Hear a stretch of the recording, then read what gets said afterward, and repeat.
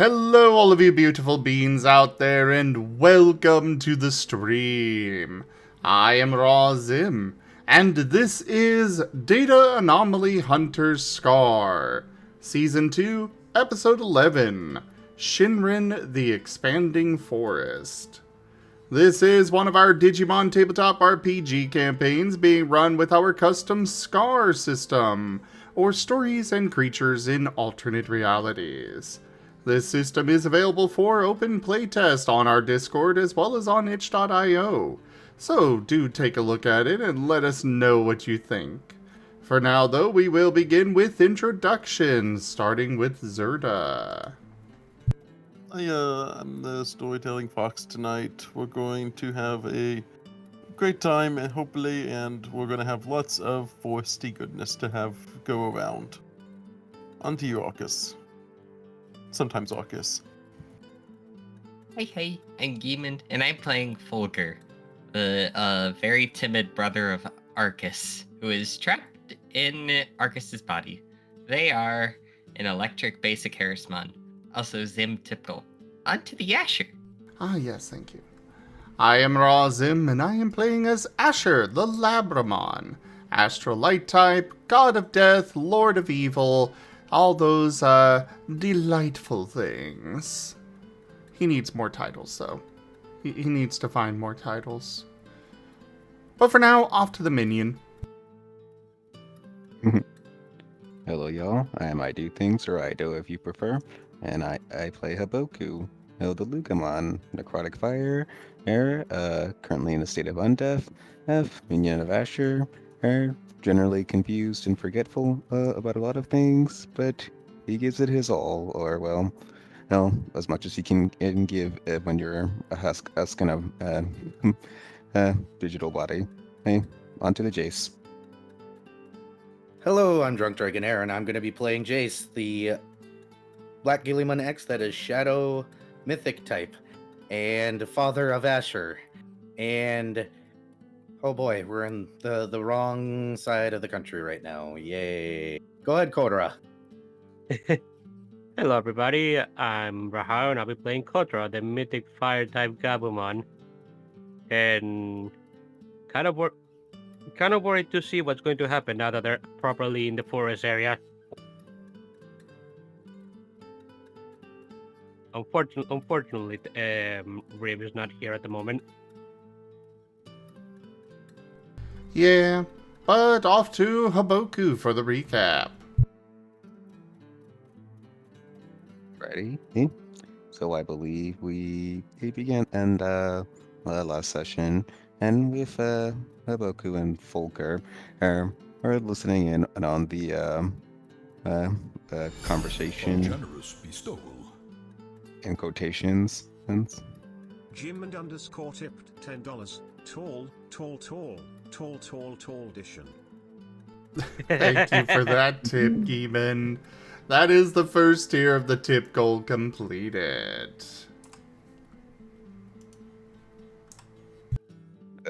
quote-unquote conversation between the Leomon and the Trailmon, and their and the Leomon's Grismon unfriend that was sleeping on the tracks, essentially preventing the Trailmon from moving forward. Right? While we were listening in, and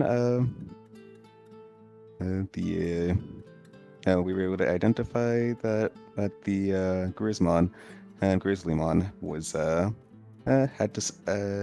was blackened, similar to Jason Asher, or something, and that ended up being relayed to Kotora and Jace. Jace is sensing that there was a lot of danger coming in their way. Suggested the party depart from the train, and well, first round up, then depart from the train and head to the forest on foot. Because the guardian, the forest guardian, and their followers seem to have spread out their influence into the town on quite a bit. Meanwhile, with Riv and Asher, Asher had first stopped by, I believe, a toy merchant and to pawn off some things. And after a lot of Fey talk, and bartering, and Asher had managed to get at some funds his way. Okay, before heading to a crate shop to go get something to eat. Riv, having noticed, is that they were being monitored by a Digimon or creature of some sort, and quickly intercepted Asher to inform him of this. Yes, while Haboku, who had been sent and to retrieve the two of them and inform them of what was going on, and had caught up to them and was also made aware. From there, the three rounded up and returned to the rest of the party, who would remain on the train to gather the party's belongings, and so they could traverse on foot. Asher attempted to steal one of the railroad tracks, was told no by most of the party. And from there, the party had tried to consider a means of getting getting through the town out as discreetly as possible. Seeing as the Trailmon wasn't going to get anywhere anytime soon, and where Fulgur had gained the idea of using the blankets that Asher had gotten for the party to conceal themselves as we made our way through, gathered some supplies and rations, and then essentially booked it to the edge of the forest. Setting up camp there, where Riv had distributed the books he'd gotten for the party, and a lot of reading, a lot of camp and prepping and stuff, and I believe that's it. Unless anyone else wants to throw in that something I might have forgotten. Good job.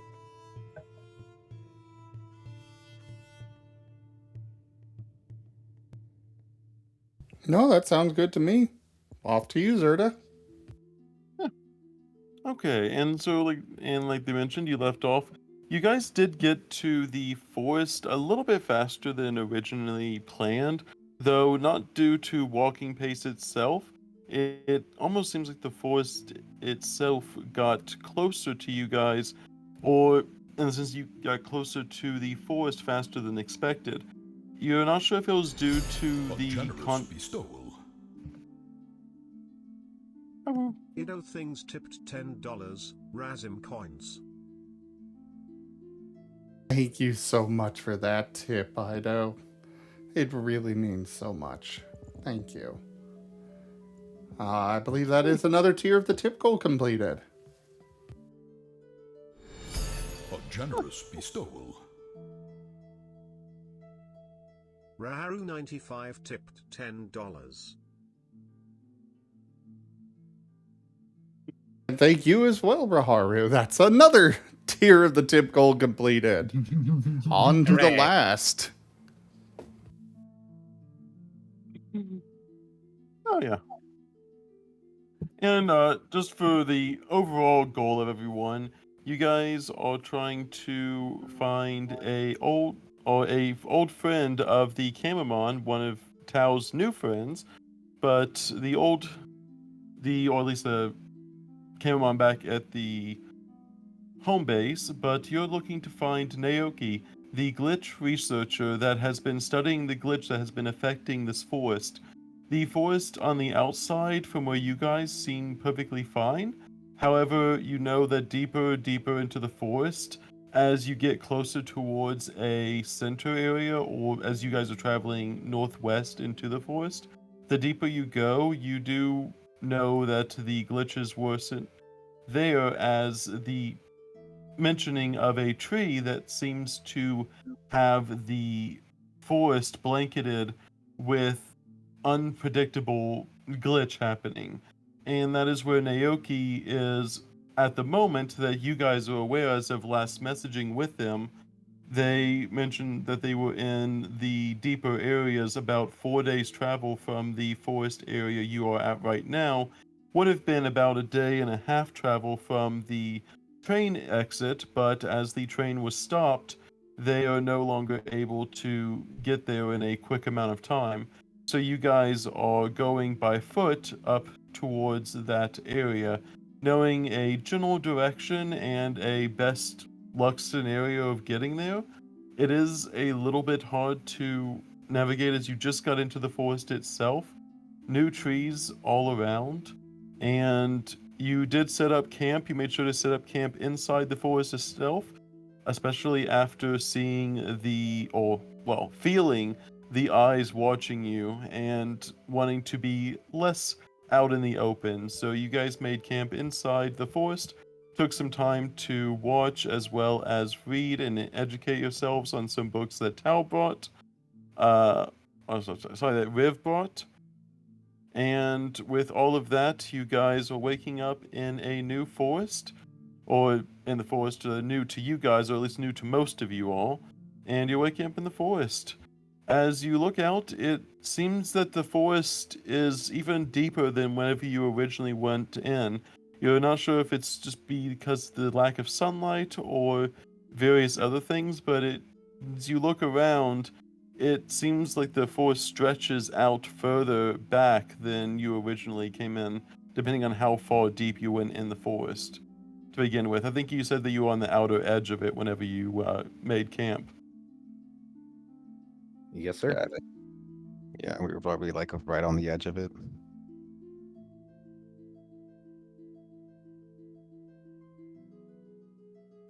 And let's see, just for curiosity's sake, everyone just give me just a regular D10 just to see who's waking up, unless anyone particularly is waking up earlier than others. Oh, you guys are competing for this waking up early slot. God damn.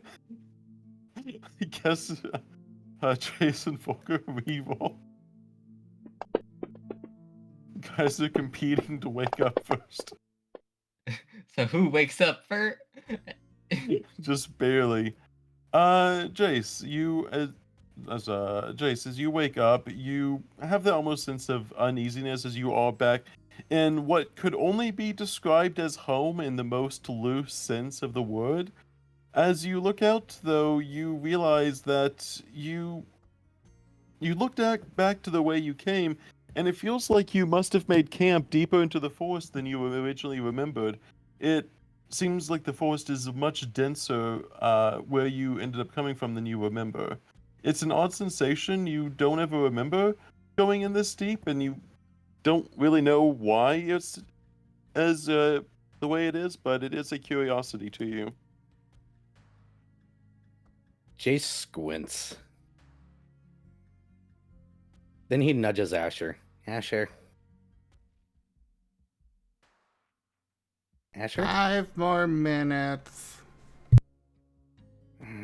Fine, I'll ask somebody else then. Crawls out of the tent, nudges Kotora with his tail. Kotora.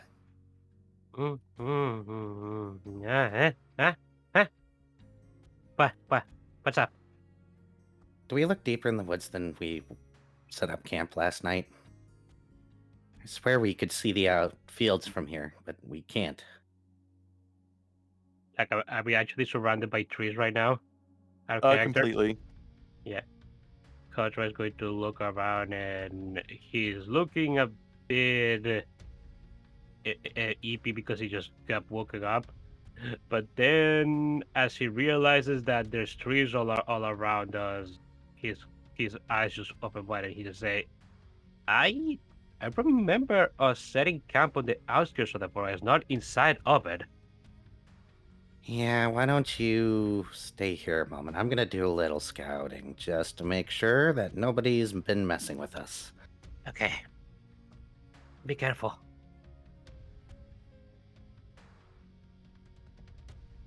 I'm gonna roll stealth. Subterfuge.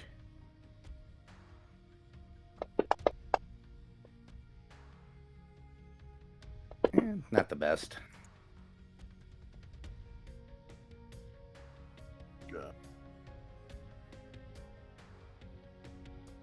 The morning bones are saying no and going Rice Krispies on me. It is a new sensation getting back to the forest after being away for so long. The twigs themselves aren't where you remember them.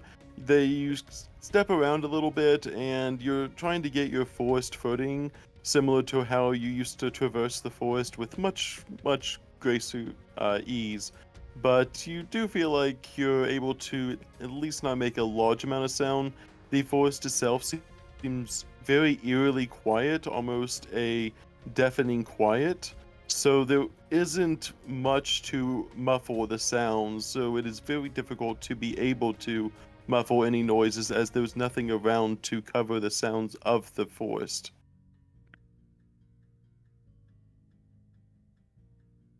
Jace will be gone for a And, little bit. Go ahead. and I'm guessing you're traveling south for a little bit. I'm 'Cause, just yeah, like doing I said, a perimeter, looking to see if there's tracks around or anything that indicates that somebody was skiing with us last night. you do see your own tracks, though it is very faint, and only through a trained eye you'd be able to spot it. But you see branches that were snapped by some of the others in your party. You see the leaves that were rustled. You see a particular patch that seems to have been disturbed pretty frequently. But outside of that, you begin to scout the perimeter.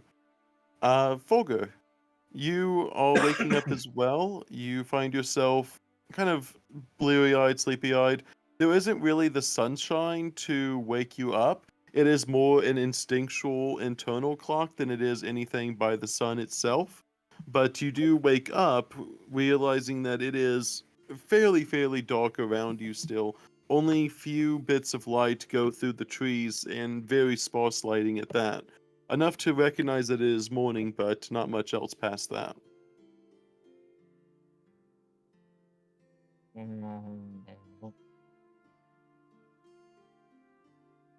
Weird. Well, better get this out of the way. And Folker's gonna pull out a piece of paper and start writing some notes. What's the particular subject of the notes, or would you like to remain it hidden for now?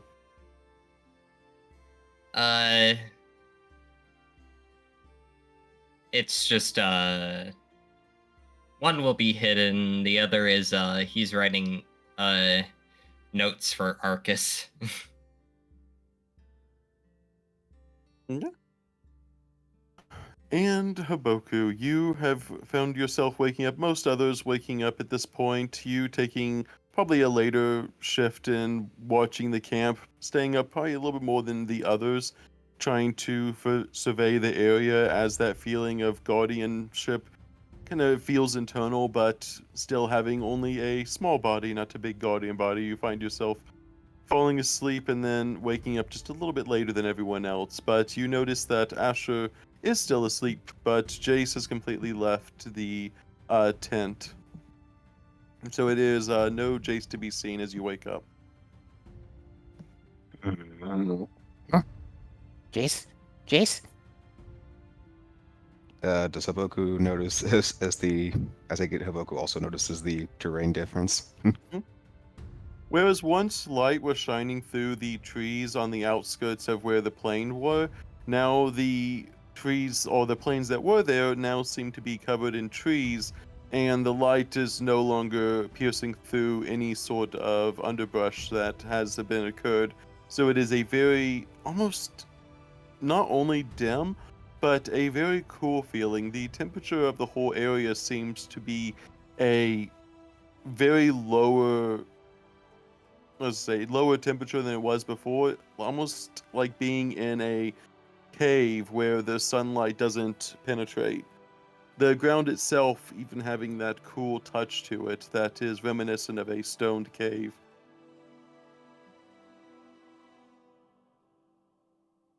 And I take it Haboku, when he stayed up late, it had noticed it still looked like they were still on the edge before he dozed off. Yes. Haboku's gonna see if he can find someone else who is awake.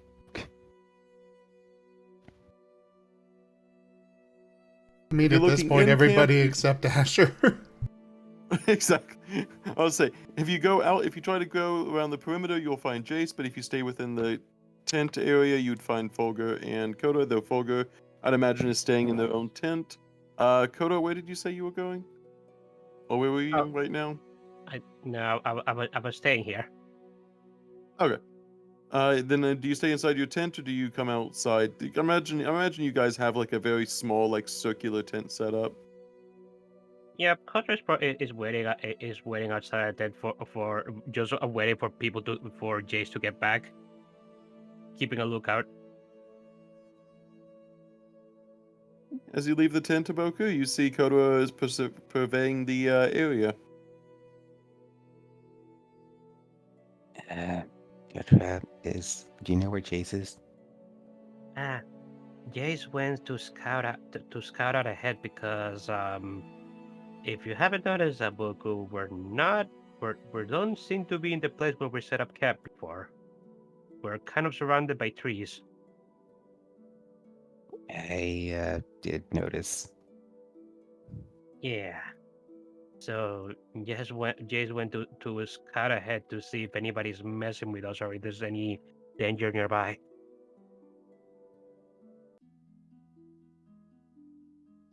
Okay, I'll try to keep an eye out around here as well. Yeah, that's what I'm doing. I might as well try and prepare breakfast while I'm at it. You do that, and Haboku will try to survey the immediate area around them. And Jace and Haboku, both give me the perception checks of the body or mind in this situation, depending on how you're doing it. Like we mentioned, I guess body, mind, or soul. I guess so. In this situation, changes how what you perceive. Soul. Oh, would give me an extra dice. You start to be a little bit more creative with how you're perceiving with soul. Doing a soul roll on that one to get rid of it. Let's see where this 10 goes. Ah, it was almost an 8. God dang it.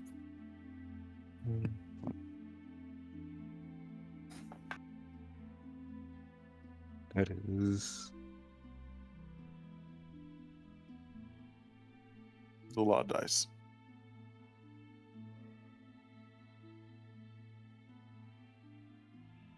One, 2, 3, 4. Yeah, 4 soul instinct. As you're searching around, Jace, you go a little bit south of where you originally came into the forest.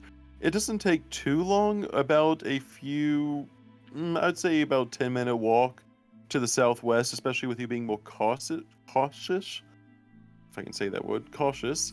You do find the edge of the forest similar to how you were when you came in. However, the plains themselves don't have many identifiable features, as it was very much a vast open plains. So the immediate entrance into the forest doesn't have much, but you do look around, and with what you can figure, it seems like the same edge that you came into. So you're not sure if the forest moved out or if the plains moved out or what, or if you guys moved in, but it looks like the same plains. You are able to leave the forest just fine. You don't have a sense of being trapped there, but it is definitely different than what you remember coming into, as you do find the tracks that lead in. You do even find your old tracks, as you're able to keep from where you were originally. You do find your own tracks that go into the forest, but you don't remember stepping over bushes and trees and limbs and sticks on the ground whenever you were traveling this direction. I'll head back. Haboku, as you are sensing the area around, it is not through just the eyes and body itself. It is more of trying to perceive the feeling of life throughout the forest, and which is ironic for your character specifically. But as you're trying to feel the life around the forest, it almost feels as empty as what you feel inside a little bit. That almost that deadness that has the forest, despite being full of trees and full of blooming life around. It's almost this juxtaposition of emotions as you feel the feeling of almost emptiness, like it is like the trees are hollow, though you can see they aren't. It's the branches themselves feel hollow, the roots themselves. It doesn't feel like it is a whole forest. It feels like it is the remnants of a forest that should it long have not existed. It kind of almost feels a mirroring of your own way, whereas you know your own core is not there, yet you still live. In the most broad sense, you feel similar to that of the forest, where it is like you see the forest's body, but you don't feel the soul within the body of the forest.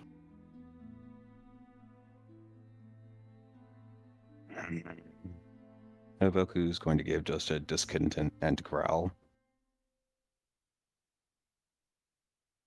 What's the matter, Haboku?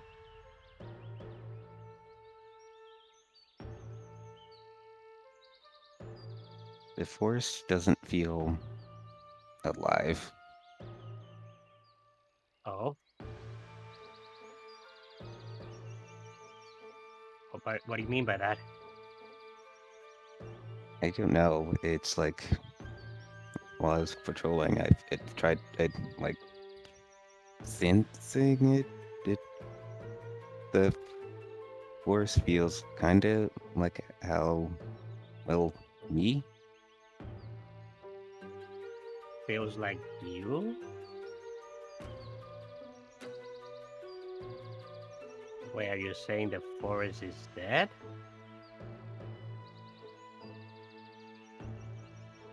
Maybe.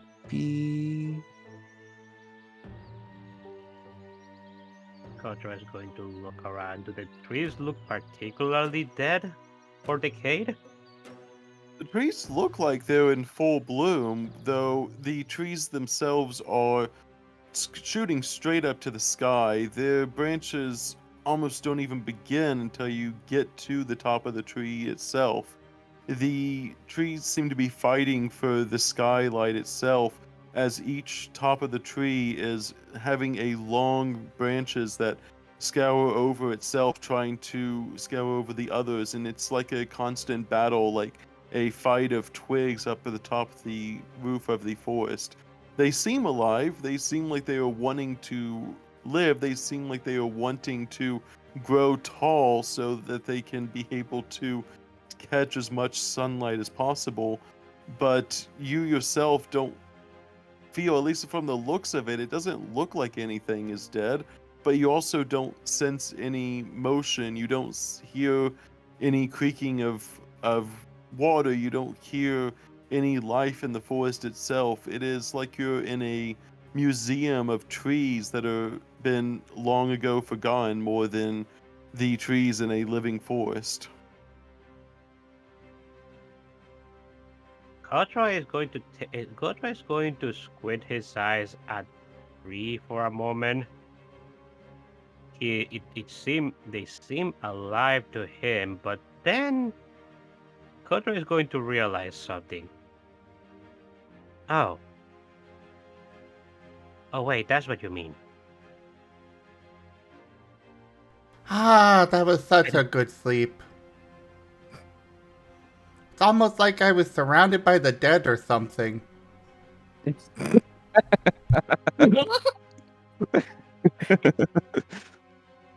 I don't hear anything.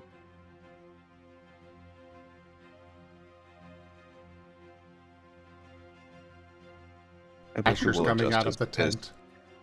Mhm. When Kotora You says see- that, Haboku will kind of pull his hood back slightly so his ears can perk up, and so he can hear a bit better. You see Asher, Haboku, and Kotora side by side in front of a tree, kind of staring at that tree in a very intentful gaze. The gaze upon the tree is very intense. He's gonna go up over next to them. Look at the tree. Look at them. Look at the tree. Look at them. Yes, that is a tree. Oh, hi, Asher. Good morning, Asher. Yeah. No, the tree itself is not the problem. Is that well, first we weren't in the middle of the forest when we set up camp, so so we seem to have been relocated. And second, though, what I'm kind of a bit concerned by it, something that Haboku just kind of pointed out to me, is that can you hear anything around us besides my voice, rather?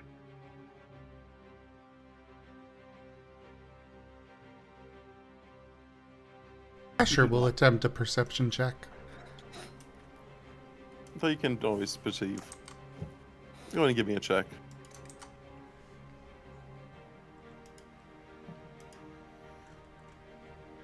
Actually, there is a chance.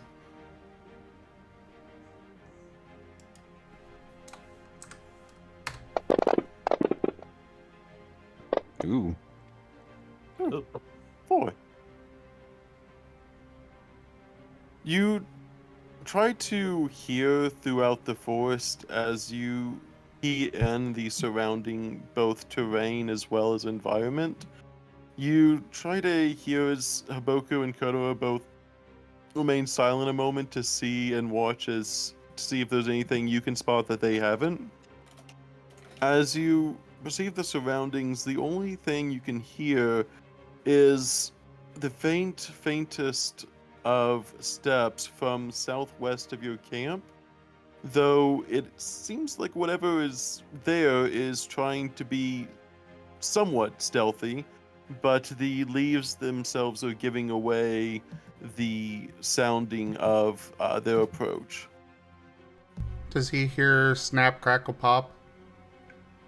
A little bit. Hi, Jace!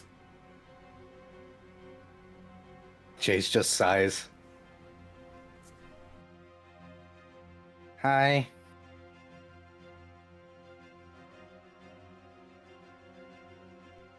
Oh, So, wow, that is some pretty good ears. But go ahead. no, I don't hear anything else. That must be why I slept so well. This place is Yeah, dead. that's a bit of an issue. A forest isn't like that. I mean, I've not been to one many times, but I'm aware that there's usually noises moving about. What do you mean? It feels like home to me. You probably shouldn't be calling this place your home. This is the place that you and Jace explicitly escaped from. I didn't call it home. I said it feels like home. But fair enough. Yeah, that's what it is. It feels like me. Just like what? Me. I get it, but I mean that's concerning. And not to mention, there's still the problem that we seem to have been relocated in the middle of the night without any of us noticing any of us noticing. Either that or the forest moved to surround us, which is um concerning if that's the case. Yeah.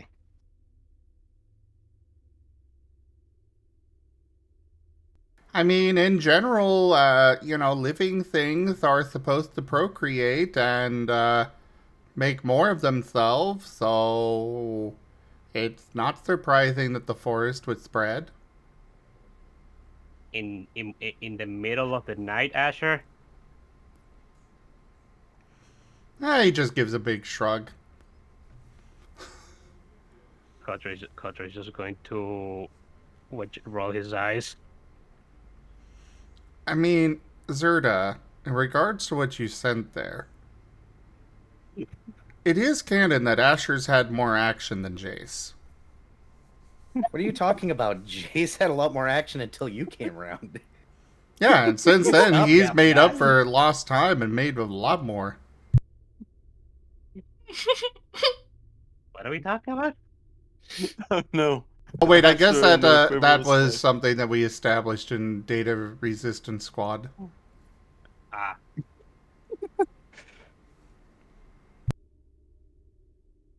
Father and son arguing about who gets has the most action. Oh, I used to get action, then I had a kid.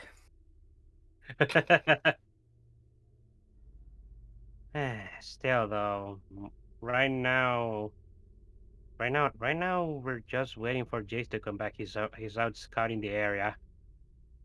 Oh, Jace, Asher heard Jace come back. Jace is just now approaching. Oh, he was coming back. Fair enough. Yeah. Jace is just now. Whenever Asher heard Jace, Jace was the one that Asher was hearing. Okay. Okay. Hey, Haboku, do you have Can you give me two of your simple ratios? I'm gonna try and make them better for our breakfast. Okay. Haboku will tell how for the rations. All right. With two more of those, I can try and make six good ratios again with my cooking. Let's see. We'll go ahead and get the cooking roll to see if we'll see if the cooking roll is what gets Fulgur out of the tent.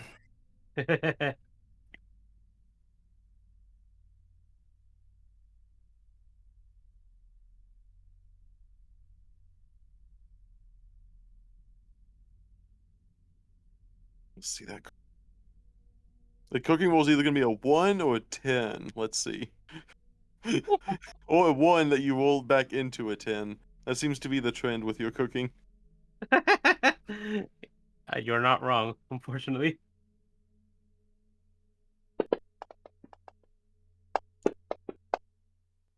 Nope. Oh, it started with a 1 and ended with a 1.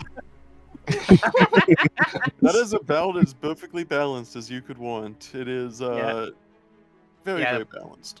Yeah. Also, that's a 6 because I have an automatic success. So yeah, 6 Yep. cooking. You'll be able to get 3 of the simple rations and 2 good rations, though you will consume 1 in the process.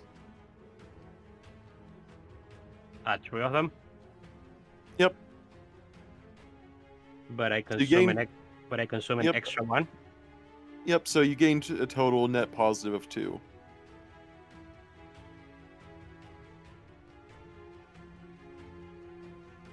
Wait, explain it to me one more time. Just add 2. Two good ratios. Yeah. Yeah. And I consume 3. Is that what you said? Ignore the consume part. I tried to make it complicated and messed up. Ignore the consume part. You gain 2 extra. You turn 2 of the simple rations into good rations. Okay. And Fulgur, you have the spelling of cooking. Is Kotora left some of the food on the pot to cook a little bit. Realized there was some burnt ends at the bottom. Yes. But after clearing the burnt ends, Uh-huh. are you excited about Kotora's cooking? I am excited about fan art. Oh, okay. I was very confused for a moment. Ah. Ah, I see. Oh boy.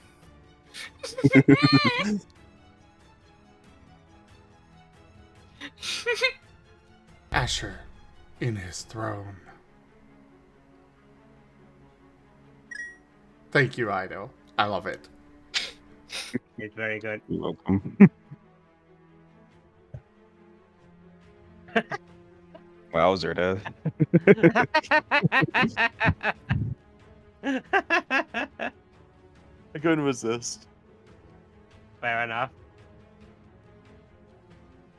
But yes, They have fan art.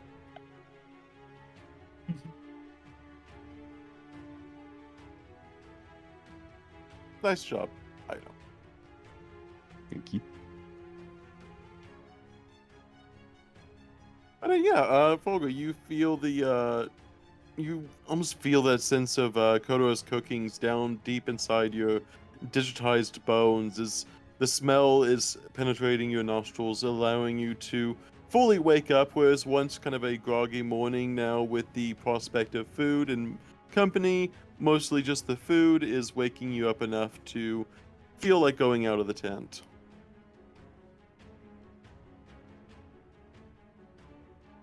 He's gonna try and sneak over to get one. Go ahead and roll me a cunning subterfuge. Should I make an opposing perception check? There's a passive perception. So you're not trying to actively perceive too much around you at the moment, so I'll use passive. How does passive perception work again? Just how automatic success is equal to the dots you have in perception. Oh, I think that's what I think that's what I'm going to use for right now. That is how it works. Yeah. okay. So I think you have a perception of just one. one. So one automatic success. Oh, okay.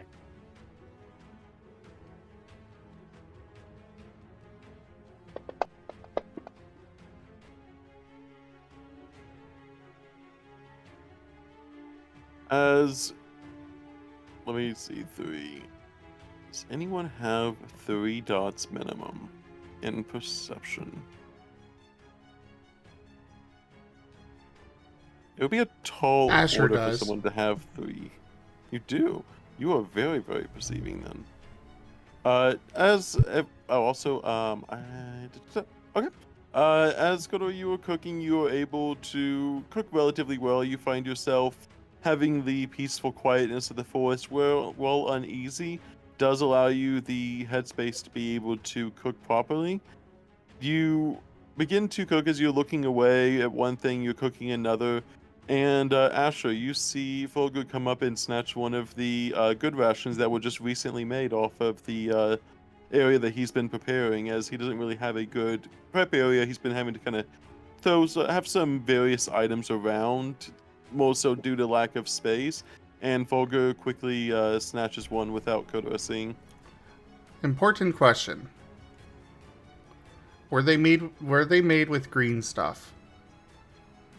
No, because it's Kotora's cooking. Okay.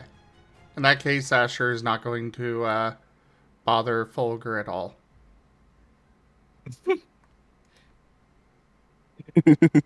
And I mean, after if it was made with green stuff, then Asher would, of course, warn Fulgur that it's poisoned.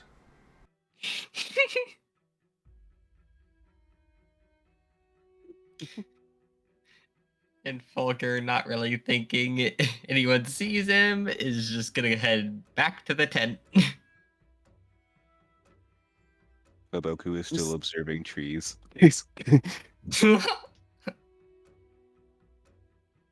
But yeah, so you see as you come back to the camp, Jace, you see Kotora preparing it.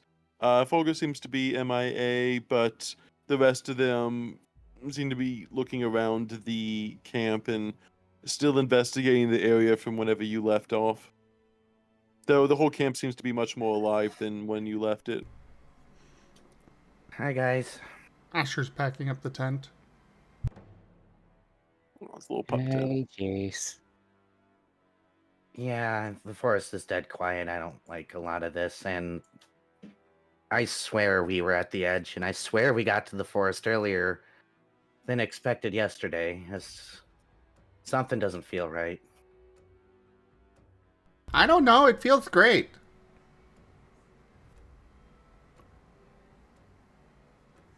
I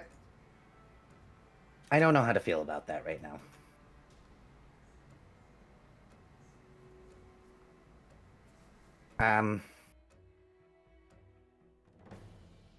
even if it feels great, it's still kind of concerning how eerily quiet the forest is.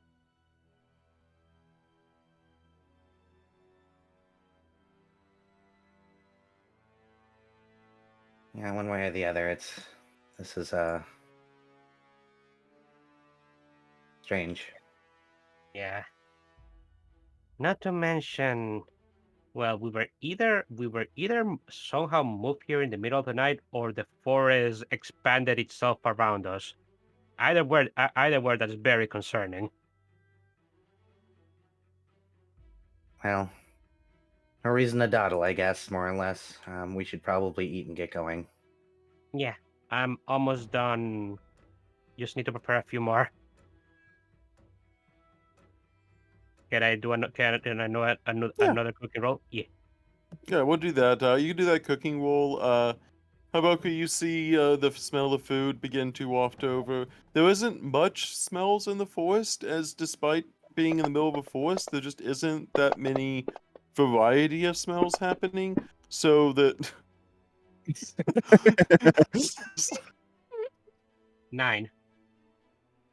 convert 4 basic rations to the good rations, and then that will be the cap for the day. That'll represent your day's cooking as well. The other would be for flavor, but for in terms of Right. that, convert that. Wait, I know what it is. Why it seems so quiet? Riv's not talking.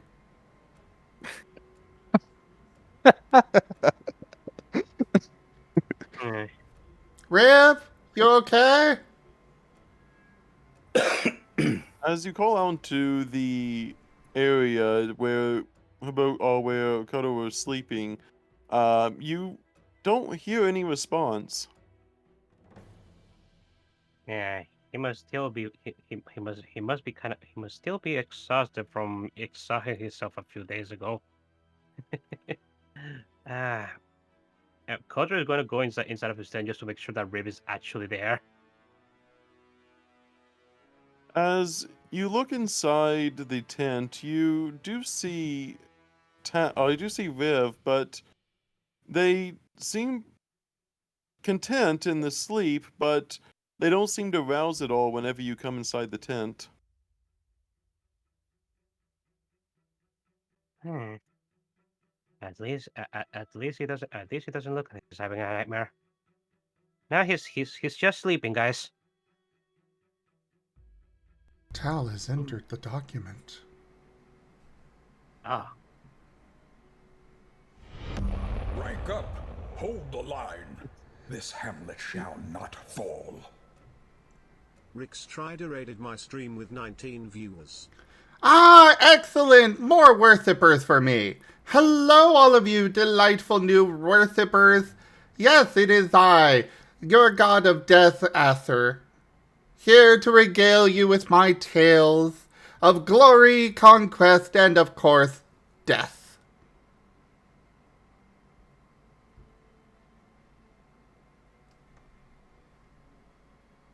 But thank you for the raid, Rex. It is good to have you as my acolyte, bringing your more worshippers to me. Yes, a very good boy.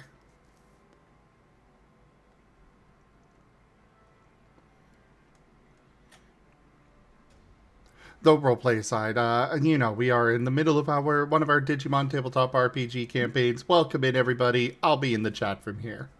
Carry on.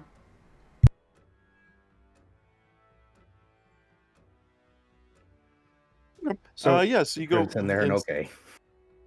yeah. I'll say they and is going to check in on Riv. Jace and actually Folger, are you still remaining in the tent? For now, unless he's had enough time to finish his food.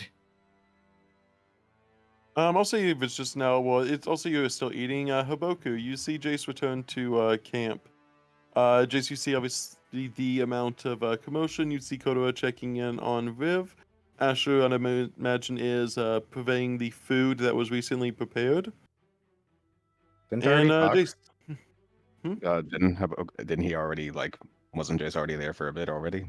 Yeah, I already Yeah. spoke to them, so Oh yeah, my bad. Boku, you just got, and then you're standing at that, double checking. Okay.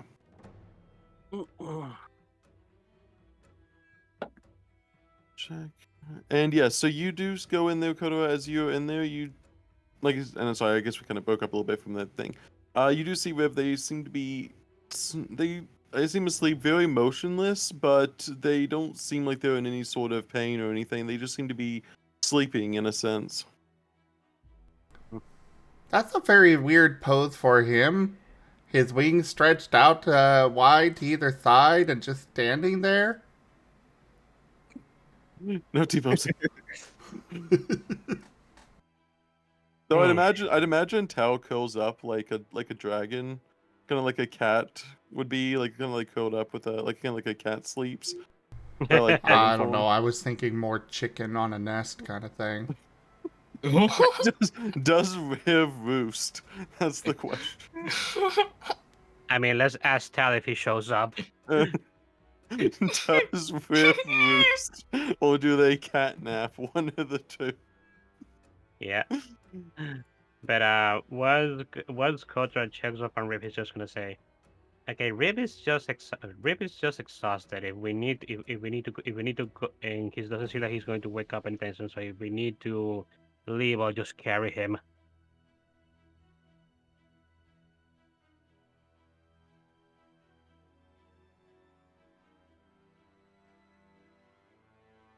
Kotora is saying this to Jason, to anybody else that's nearby. oh, Jace is gonna be like, well, if we can't wake him up, we're gonna have to carry him because I don't trust hanging around here for overly long. No, yeah, understandable. And you're more than welcome to do a medicine check on Riv as well, if anyone feels it's necessary. I don't want you to feel like they're just literal dead weight. I am just That would making be- memes. That would be Yeah. up to our regional medic if he wants to make the medicine check. Asher's like, if I wake him, he'll talk to me. This is a very real and valid fear.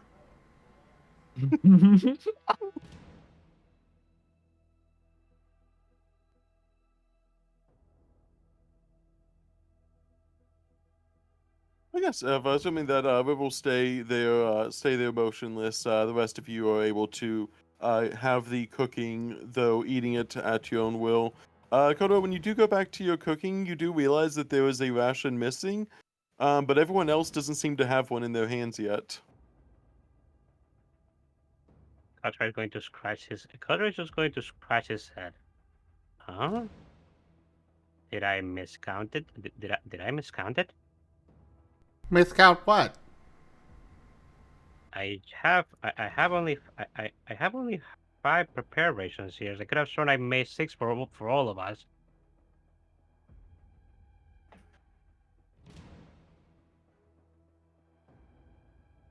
Oh, I mean, you did make the right amount. Oh. Then where is the other one? Then where did one of them went? Because you guys haven't eaten yet.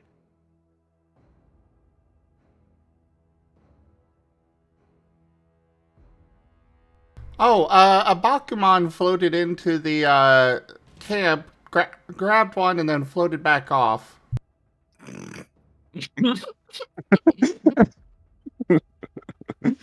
Ultra blinks. Asher's still working, you know, on taking down the tent.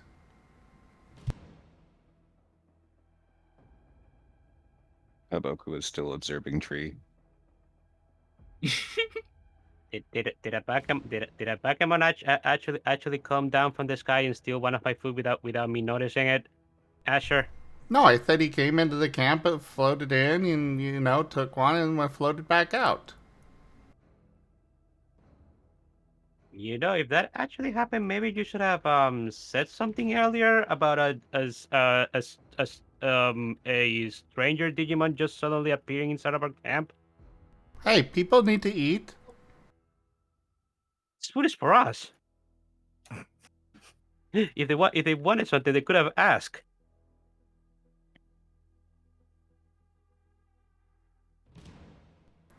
As Jace told us, we're not supposed to really talk to anybody or trust them.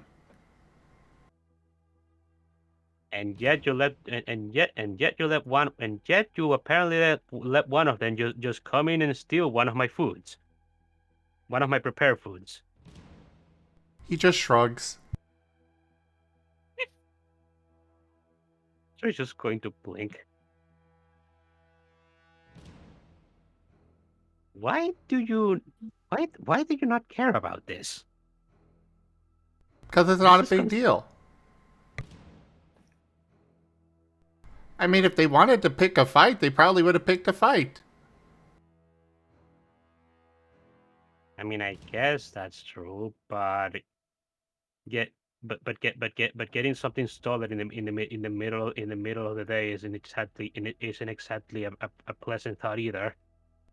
Well, why don't you pay better attention to the surroundings here?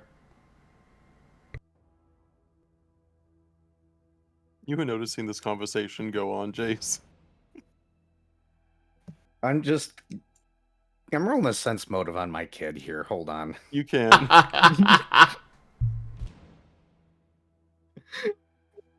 Oh, I don't have very many dice. This shows how much I've cared in the past about these nonsense things. Jace has become numb to it. See, there was this point in time when I had like 5 dots in it, but you know, over time it's just like, oh, he's saying things. I love my kid, but it's probably a lie. But do I really care enough to figure out whether or not it actually is a lie? Squint. You see, you feel a sense that it sounds like something Asha would come up with, though with all of the forest shenanigans, you genuinely can't tell if it is a trick of the forest or a legitimate Asha claim. Hey, Asher. Yes? So, if somebody comes into the camp in the future, you're gonna let us know, right, please? Well, yeah, of course I would. Okay. So, did somebody come into the camp? No, they floated. Did somebody float into the camp? No. Okay. So, why is there a missing ration? Oh, it's the ghost in the party. The ghost in the party? That's what I said. And what exactly does that mean, Asher? That the ghost of the party, came, took the food, and went away. Alright, 1, Kotora, did you make coffee by chance? Because I'm really gonna need it. 2, where's Fulgur? Kotra just The ghost is in his tent. A light bulb suddenly just bright started on top of Kotora's head. Asher. I think I have something to make you some coffee, Jace. I will do that later. But Beans. Kotora is heading to Fulgur's tent. Jace is just going to pat Asher on the head.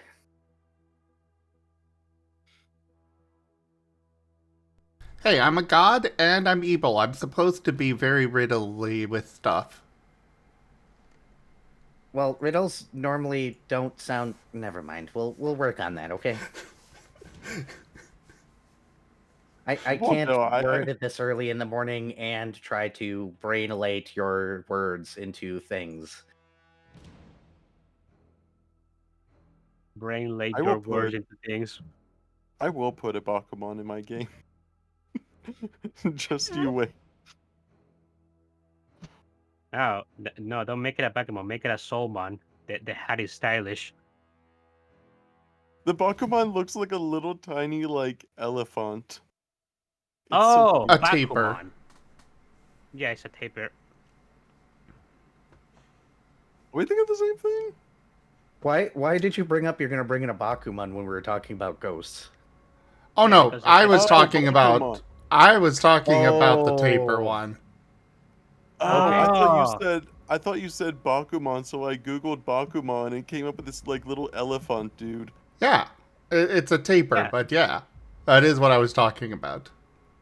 Yeah, Baku and Taper are two different dreamed about entities in Japanese mythology.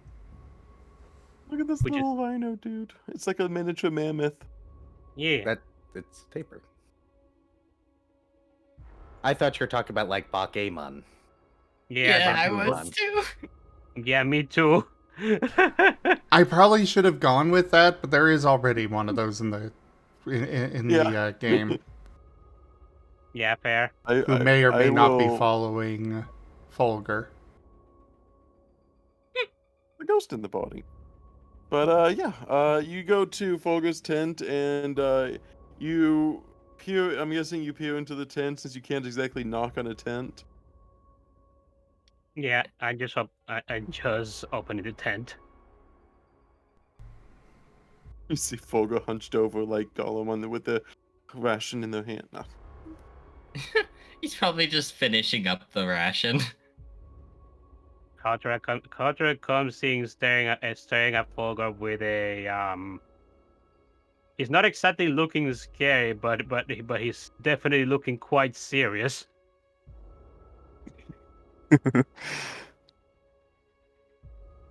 Uh, Like I said, the ghost took it. Fulgur, yeah. why did you just steal one of the rations that I had prepared under my nose? Hey. Thought it was breakfast. It is, but why didn't you ask? I was wondering why one of them I disappeared. can explain.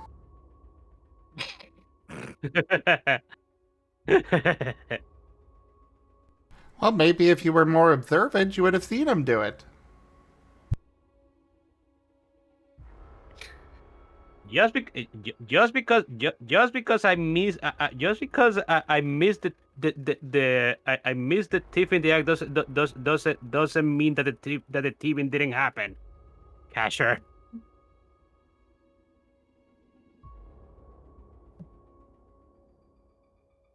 If no one catches you, then did the thieving actually happen? Yes. I don't know, that sounds like false logic to me. If only Rip was awake. Rip still seems to be perfectly motionless from the tent. The tent shows no motion. Indeed. Just So- T-posing menacingly in there. Wait till he comes back, and he's menacingly. wait till he comes back, and he's still gonna be unconscious. So, Fuggers, why did you just? It took it under my nose. Like I know you're shy, but you could have just come up to me and asked for it.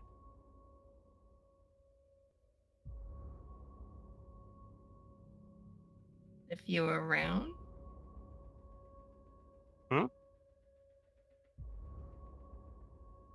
What was that? A lot of you were around. Kotra's gonna rub the back of his head. But Fugger, you've been with a lot of us for a while now. Are you still not comfortable around us?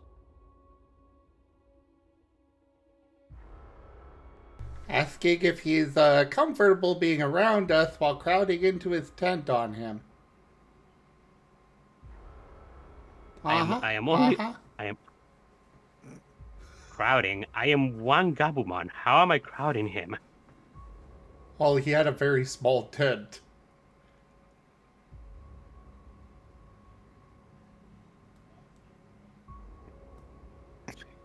Okay, is there fair. Okay, fair enough. That's still that's still not like. You've also cornered him in there.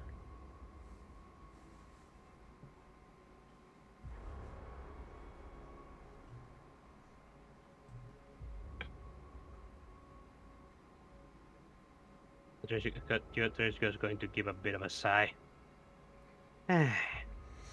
Let the poor thing enjoy his meal in peace. Okay, I'll just let this go.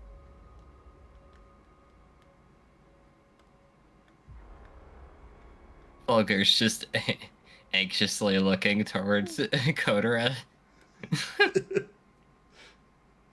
As- Kotra's just looking at. I imagine he's just doing the two fingers poking together expression. Honestly, same here. Just tell me if just tell me if you like it, Fogger. I'm hoping that I made it well. Okay.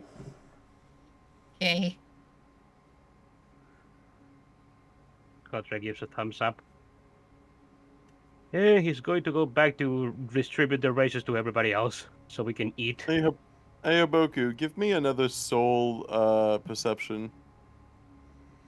By the way, Asher's perception earlier was soul as well. Oh, thank you for that. Yes, for perception rolls, always state which attribute you're using so it helps a little bit out. Also, can I you mean, please I stop rolling your did. dice? Please. Whoa. That is actually really good. 2, 4, 7. 7? Yep.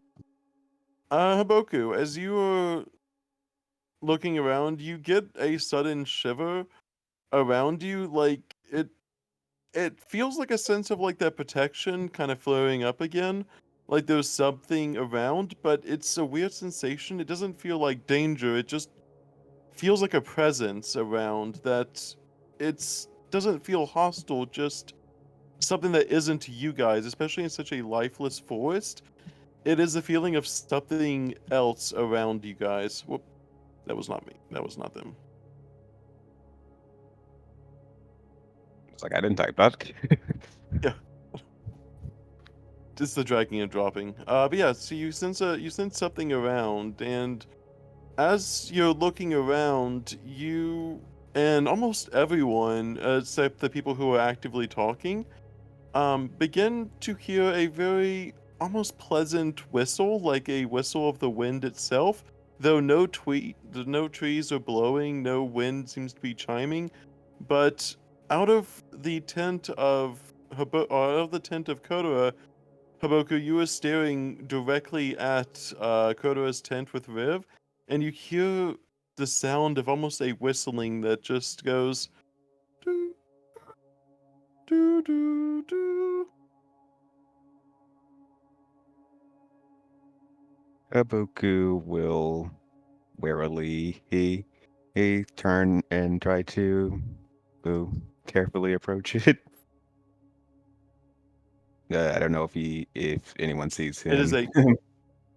a everyone else. Jace, I would say Jace, you'd be the only one out of the party that would be hearing this as you're kind of distracted. Everyone else is kind of talking in Fulgur's.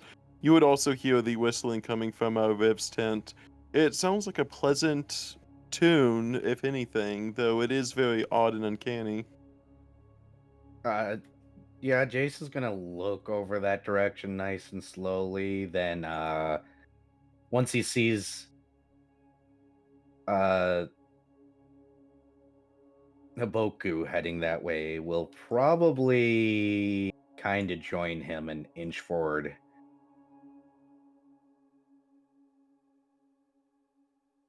If that makes sense. Yeah. It's a very Right. faint sound. Like I said, the others you don't even noticing it. Especially with Haboku and you guys there, you're able to hear it more clearly. But it seems like someone is humming a happy tune inside there, as it still seems to continue as you get closer. Though there is a closed tent flap, as the tent has not been picked up yet. So the closed tent flap means you can't see inside from the outside. Do, do, do, do, do. Look right at Haboku. Slide out the blade of my arm.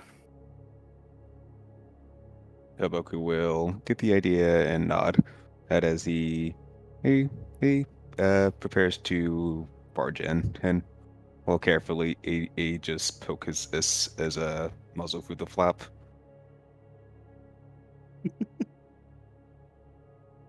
As you begin to open the flap, it is very odd. Like you are pulling open the flap, but as you do, it seems like almost like a gust of wind from inside the tent is released out from the tent. So you kind of pull back the tent flap, and then the tent flap begins to blow out. And as it blows out, the whistling stops, and you look inside a tent with nothing more than a sleeping Riv.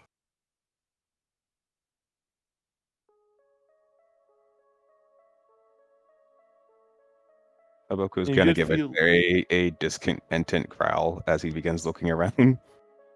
You did feel a very small blast of air come from the inside of the tent when you opened it up. But outside of that, everything else seems to be perfectly as it was before, as dead as can be. You don't sense any life around you now that you've opened up the flap.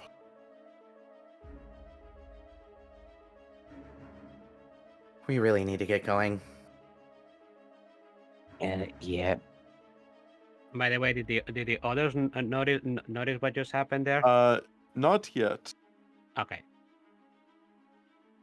I'm gonna get Riv out of here. Why don't you go ahead and let the others know that things are starting to get weird and we should move? Maybe actually hold up before we do that. Let's investigate, because your nose tends to pick up things, right? Yeah. And let's have at it. I'm gonna look for any sort of other presence here. Going off the roll before Haboku, I'll let you keep the 7. You're trying to piece together as you're blinking a few times, trying to process what happens. There is a very, very faint, sweet smell that was on the wind that blew open the tent, though that smell is gone right now. And you can't trace the smell anywhere, but whatever the smell was a pleasant, almost flowery scent, almost like flowers that left the tent. And compared to the rest of the forest, that's probably the only natural thing scent that would. Yep. There was no other sense around you, but that in its almost the distinction of a sense of anything is in itself the uniqueness. It's like a fresh breeze in an actual forest versus the lifeless forest around.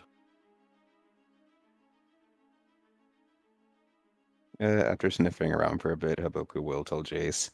It's not here anymore, but it smelled kind of like flowers when it blew into me. Yeah, that sounds like some sort of shenanigans a Digimon would do. Yeah, go ahead and let the others know I'm gonna get Riv up now. Well, or pick him up, one or the other. It'll do. And Haboku will nod to quickly inform the rest of the party. Probably Mhm. prioritizing Kotora because that was his brother. that I got. Kotora is going to blink as he hears that. Is Rib okay? Please tell me he's okay. He seems alright. Jace Ace is getting him right now. Okay. Okay, that's good. Thank you. I guess you get He says we should probably go before anything else happens, and things are kind of weird right now. Okay. Well, I guess we can the us that haven't eaten, we can just eat as we go along then.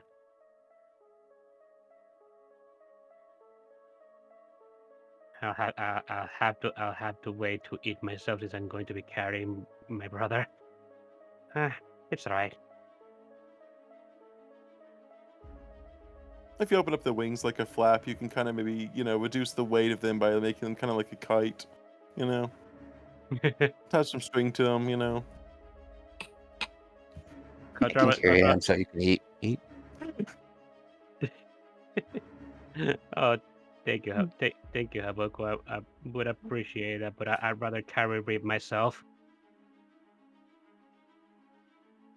You notice another ration gone from your food, Kotora. Kotora is just going to assume that Asher took it and move along. Because he's the only other that could have done it. Either that or the tape memory is real, and he's not going to go into that.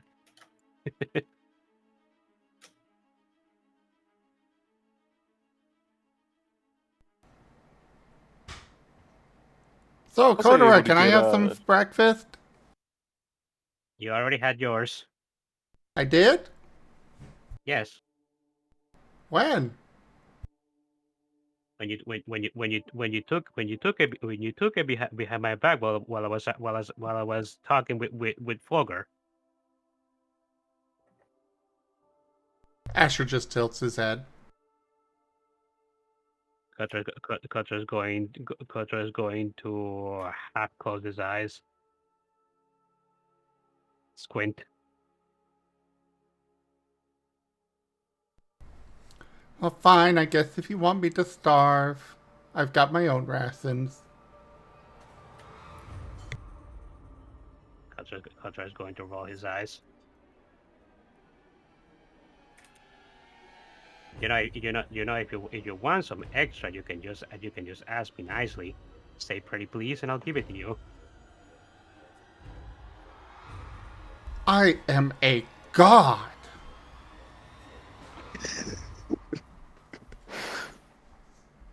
You should be willingly offering me the food as tribute to avoid my wrath. I do not worship. I am sorry to tell you that I do not worship death.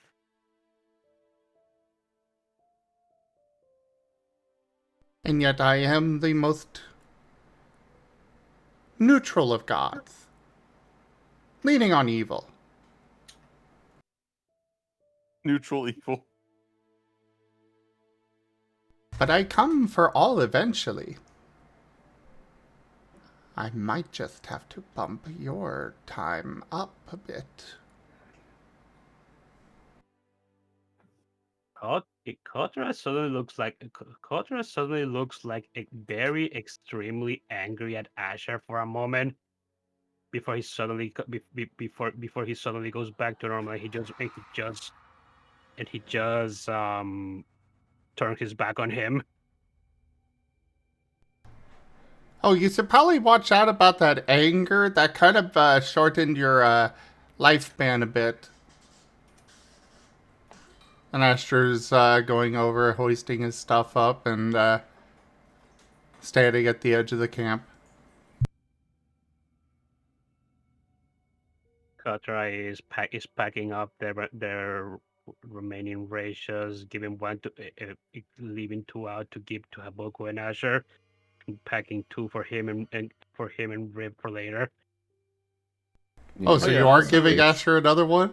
I was gonna say, you mean Jace? He's there. Yeah, I meant to say Haboku and Jace. Yeah.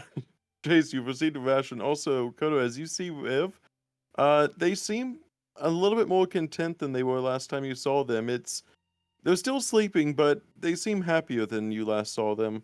You're not too sure why, or maybe they just had a sudden bout of dream, but they seem happier in their sleep than they were before last time you saw them.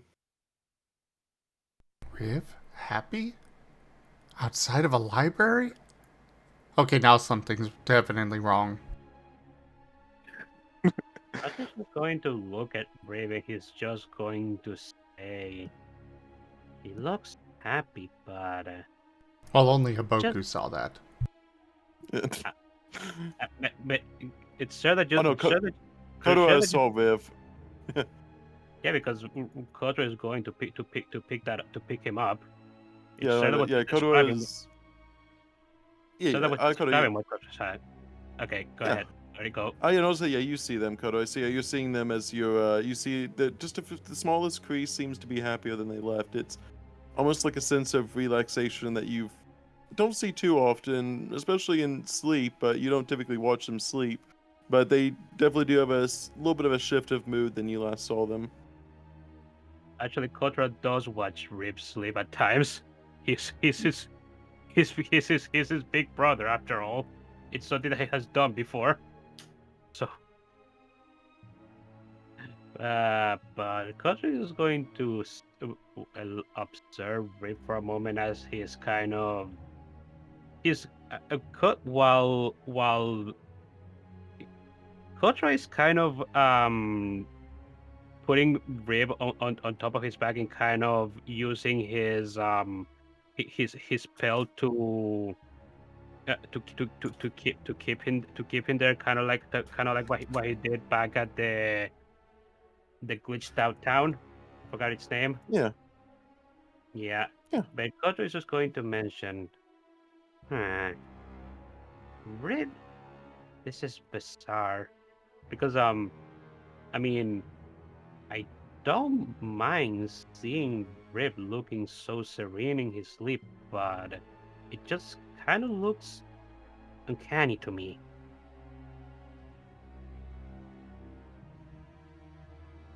Well, something weird happened, but go ahead. All right, I'll do a check.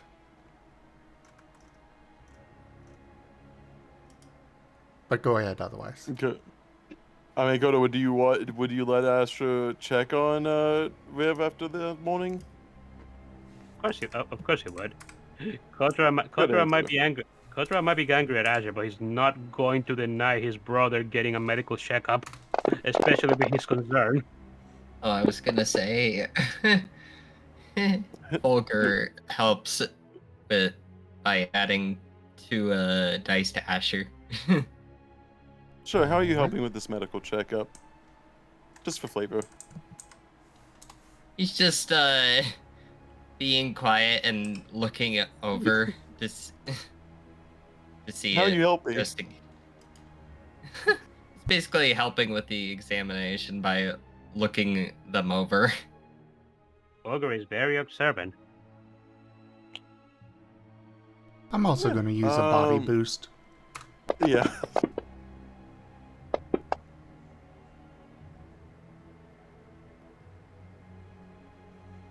Total of 5. And then, is that including the 2 that Folger gave? Just to make sure we're on the same Yes. page.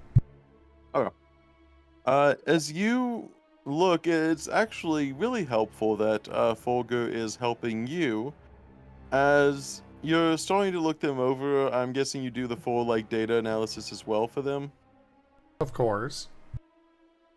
As you do the data analysis, you look through what they over them, and whereas you do remember them last time, as you recently did it within obviously the last few weeks, you did a checkup not too long ago, but now it seems like what was a lot was there before. Now there seems to be some missing inside, not dangerously, more so just not there. It is kind of in a reminiscent of how whenever you're investigating Folger and Arcus and how you're seeing that kind of split between the missing and the missing data between them, and how Folger is missing some of theirs and Arcus is missing some of theirs. Riv seems to be missing some part of theirs as well, and it's like the data isn't there, like it is departed or left in some way. It doesn't seem to be hurting them, but some of their internal data seems to be just gone in a way. He is going to attempt to track it. Go ahead and give me a soul check for that, but I'll have to, since that's a different check, but give me that soul perception.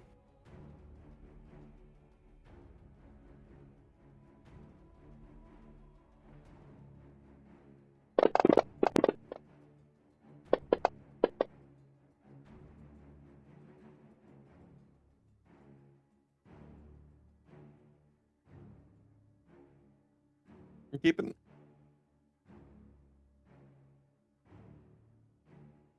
I seems to like threes E's today. Yeah. Okay, as you are looking around, as you're looking around the area and kind of feeling it, you're not really able to track it. Unlike the data that was stolen by the glitch before, and how you have gone okay used to understanding what that looks like. It doesn't exactly look like what you have seen, especially whenever you were helping the whole town with Wagiri taking all the data. It doesn't look like the data was taken from them. It doesn't show signs of penetration or any sort of invasion.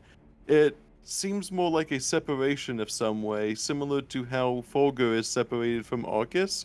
You're seeing it's like if you were to try to look at Arcus without Fulgur. That's kind of what you're seeing, where is what there should be a hole, the other is just not there, and it seems part of them is missing in some way, and you're not too sure as you try to look around. You can't really track it. You feel it should be there and should be around. It doesn't feel like it's left anywhere, but you just can't pinpoint it exactly. It's perplexing to say the least. So, you want the good news or the bad news? Kotora blinks for a moment. Kotora is going to undo. Kotora is going to undo the knot that he made with his belt and put Riv down, and then and then take a few steps away from Riv's body. Okay, tell me what's going on. Well, did you want the good or the bad first? The bad. I cannot trace where his data went.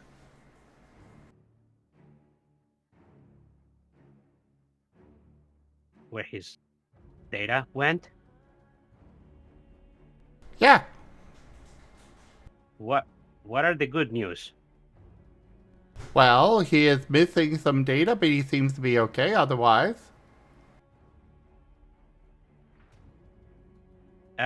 Everybody who's watching can probably visibly see just Kotora's just you can visibly hear his body temperature just suddenly going up as if like the air around him just begins to warp slightly. Asher's doing a Well, good stand on thing. Kotora. Well, good thing a lot of the trees here are dead. Flame on. Usually, Kodo is there a little bit more upset. You do notice as how I'm guessing. Describe first, Kodo. I'll let you describe yourself, and then I'll describe it going from there. Oh, Kotora is just angry, and his body temperature is rising because of it. Is it frustration or is it more anxiety? Because that is very, very important. Honestly, I would say it's anxiety because his brother was apparently harmed under his nose. Okay, good. It's not anger. So let me just pull this tab. Okay, good. It's not anger. No, as you're seeing, actually, it's a little bit of a swirl right now. It doesn't seem like Kodo is going to explode by any sense, but you do sense a heavy grief that seems to be over their body. But it is more just a heavy set of emotions more than anything.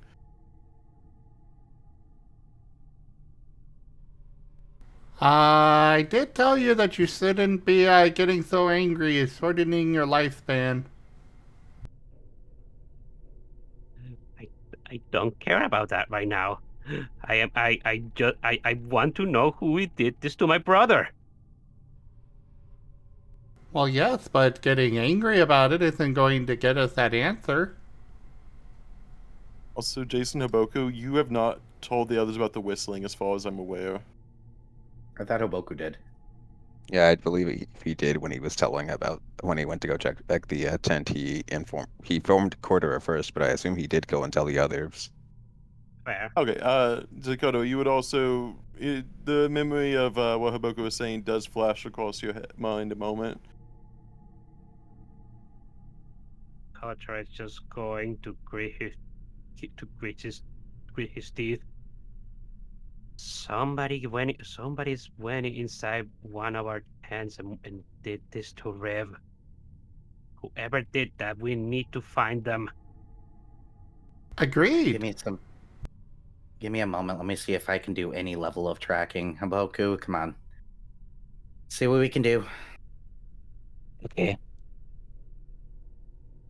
And Kotora, don't worry. We're here. We can help. Kotora is going to nod. Boku, can I ask you for a favor? I think I will take you up on that offer on carrying Rev because at the moment I can't do it myself. Sure. Haboku will turn to Jace. Should it wait, or can I carry him now? Let's. After you're done with your tracking.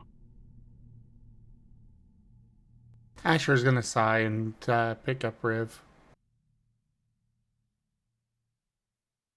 I was about to say we should strap him on now because once we start tracking, we move. Is everybody packed up? Kotora Yeah. All right, let's get to it, Haboku. Kotora nods and sighs as Kotora take his bag and Riv's bag.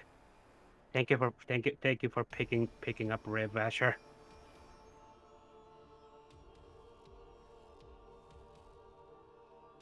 Right, I guess I'm rolling a survival to start tracking, huh? Yeah. You can take 2 from Haboku. No, because you're actually doing pretty good for that.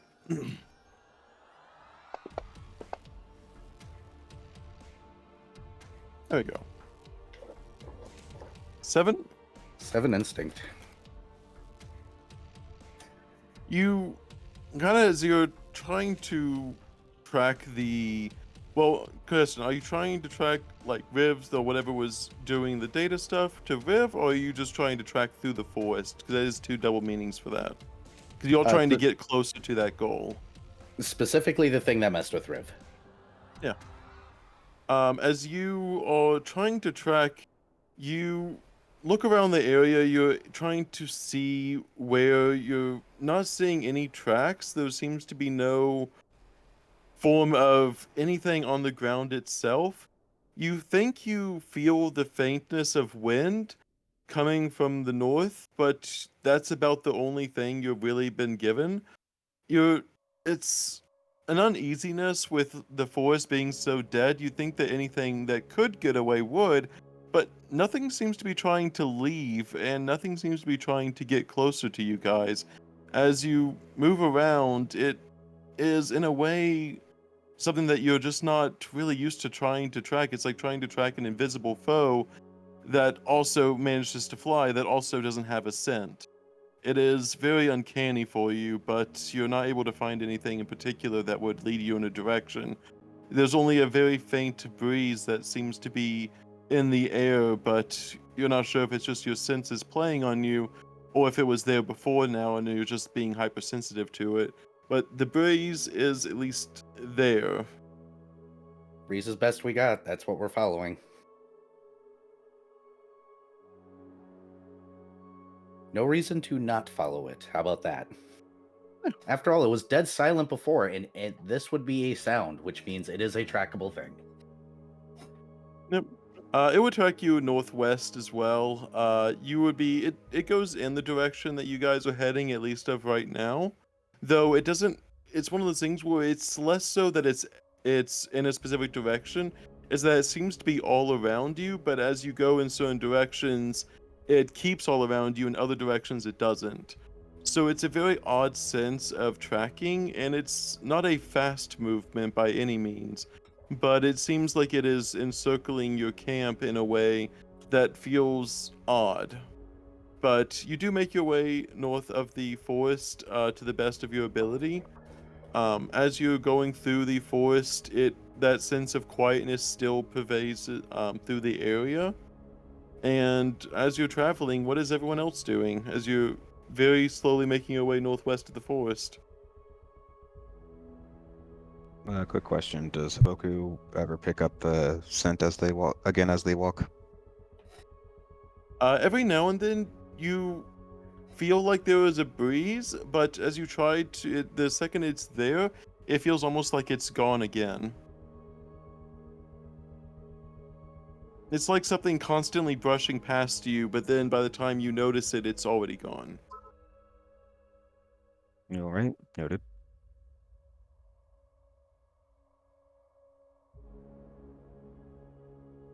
How's Folger feeling from all this? You can tell that your party's very much on high alert at the moment.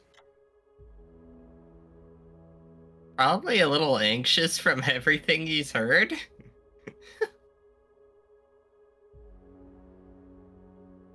So Kotora probably just keeping a universal lookout. yeah. Kotora is very aged and his body temperature hasn't dropped since the sudden spike up.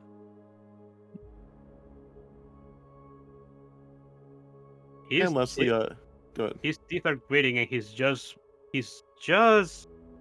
like following Jace after he learned that he has managed to track something down in this dead forest. Now go ahead. Yep, and then as you're going through the forest, what's Asher doing while going through the forest? Just moving along. Okay. Yeah, he picked up River earlier, so he's the one that carrying River at the moment. The cutest piggyback ride ever. Don't tell Asher, though.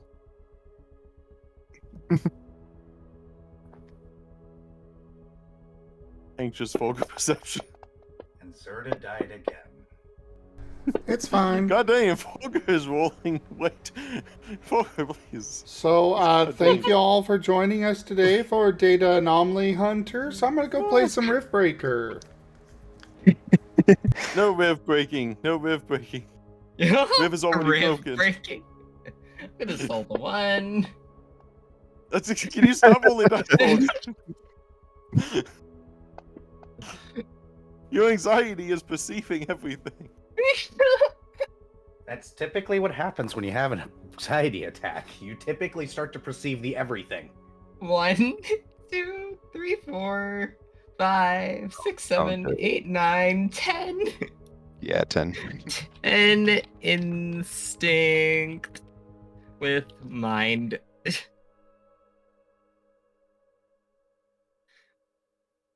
As you, because this is actually very important, as you're beginning to look around, seeing everyone as high alert as possible, you, especially with more than anyone else, the wind itself seems to blow over your quills, leading to a very cool sensation, especially with Koto being as warm as they are.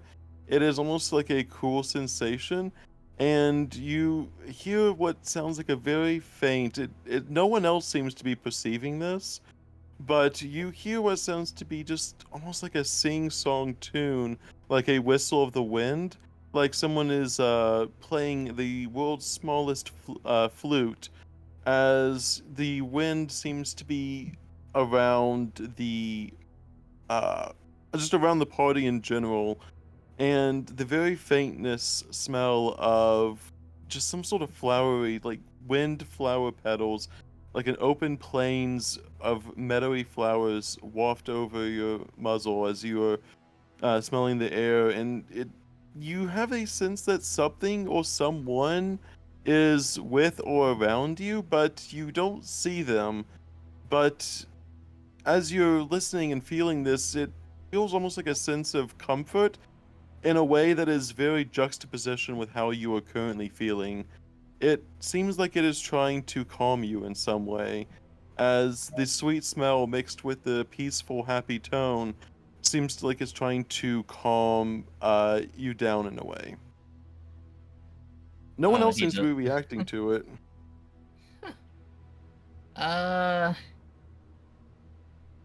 Yeah, he's just going into a ball. with quills. In Do the, you stop? in the middle of Yeah. us moving? Yeah. Like he suddenly shudders and then rolls into a ball with the quills basically sticking out. You hear also as you do that, as the wind kind of very, very faintly brushes past your ear, you hear the smallest sound as if you're not sure if it's you just perceiving or if it's you coming up with it in your head, but you hear what sounds like the wind talking to you saying, like, but different. And you just hear those words on the wind as it passes over you. And then no other words can be heard. Is Wind supposed to talk? No. Kotora is looking behind him as he hears Fulgur say that. What do you mean? You didn't hear anything? Nobody else heard that, right, Sarda? Nope. Kotora shakes his head.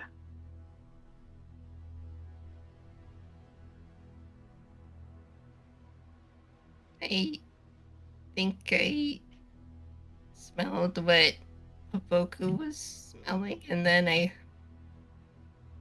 felt some wind, and then heard like but different. You heard like but different? As in those words? He nods. Did you hear anything else? He shakes his head. Just words, no music or anything like that? You did hear the faint song of you did hear the faint sing song that would sound like a very happy tune, one that would almost be sung by almost like a child, where you would hear it's almost like a child's happy tune that you did hear before it said those words. There was a tune before it. Hey, Zerda. Mhm. Can I make a cleanse attempt? Go ahead. Just describe to me what exactly you're doing. Well, a cleanse is basically a save, so I need to know what kind of effect I'm trying to roll against if I'm trying to resist an effect. Oh, there's no effect on you specifically.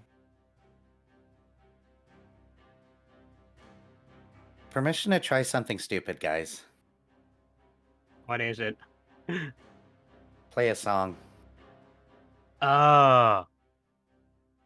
No, I think go ahead. I think that's a good idea. Out of character. Here? Oh, you were actually asking that, Chase? Yes. Okay, Kotora's just going to look at Chase and just raise an eyebrow. Huh?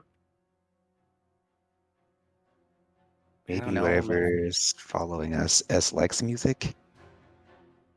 Well, we heard music just before we went to the tent, right?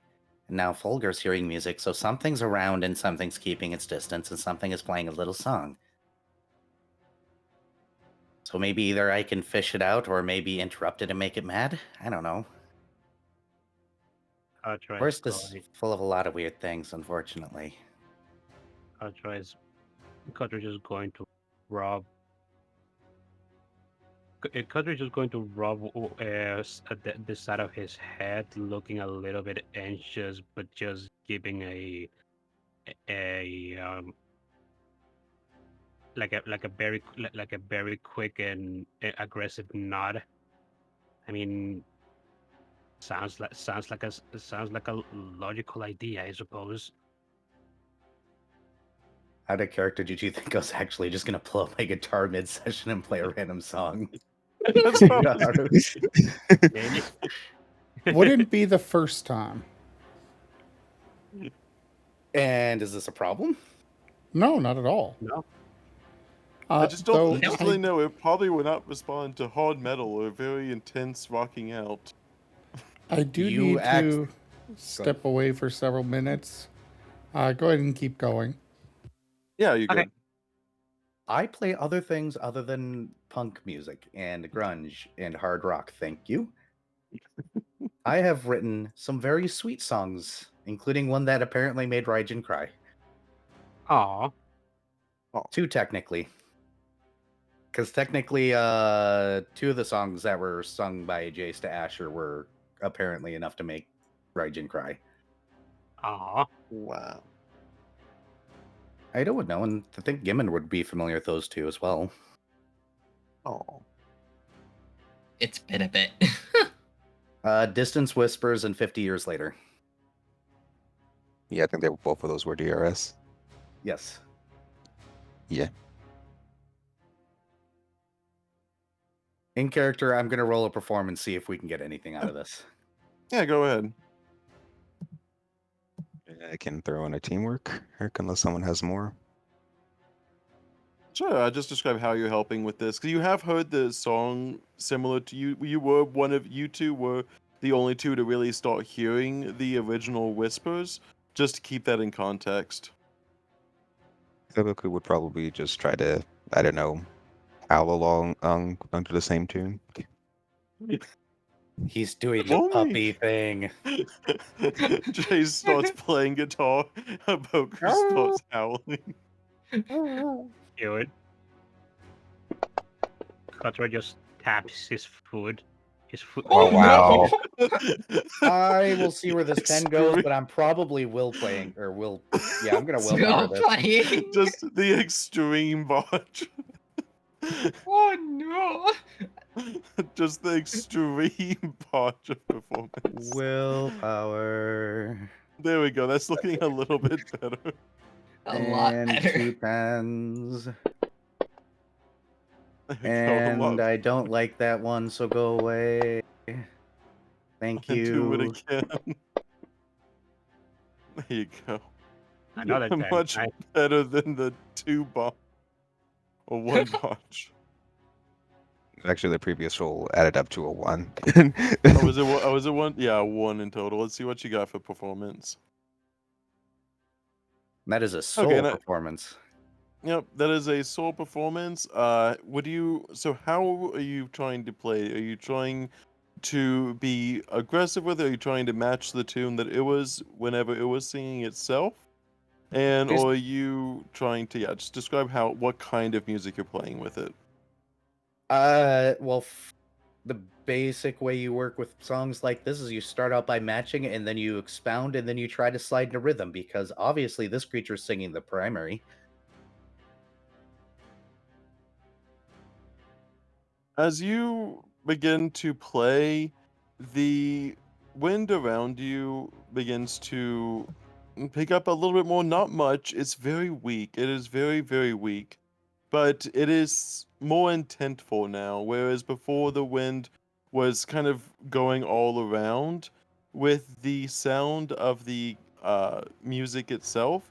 The wind almost picks up around you specifically, like it is going around your body as you are playing, and all of you can very much hear very faintly in tune, as Jace is very much having the music playing, but in very faintly you hear the wind whistling in tune with you, Jace, as the wind itself is spiraling around you.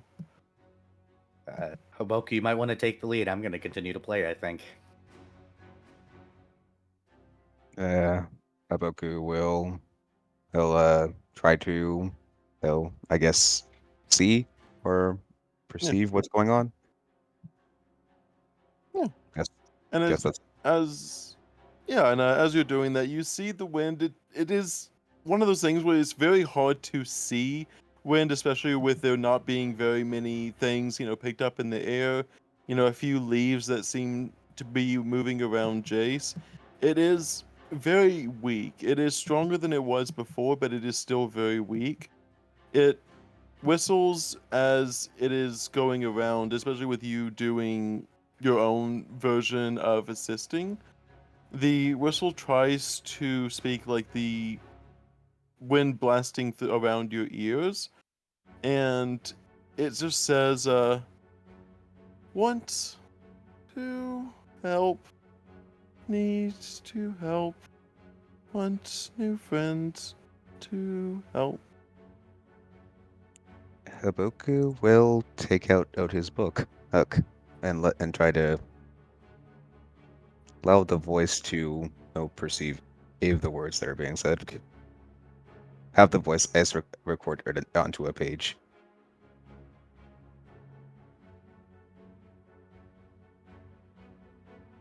It, as you're kind of looking as well, I'll just kind of describe what Asher sees whenever they get back as well. But and I'll actually describe this. So, Asher themselves would also see the wind itself looks like it's carrying some form of data, and of course they'll relay it to you guys. But it seems like the air itself is forming a data, like loose strands of data seem to be whirling around, almost like its own life form. Like it is kind of like how you see how whenever you guys were in Jace's arm and how they like data was coming in from the sky into that. It is similar to that situation, but it's like there is data flowing through the air in a almost invisible stream, and it seems to be going around trying to be there, trying to exist, but it's so faint that it doesn't have any form yet.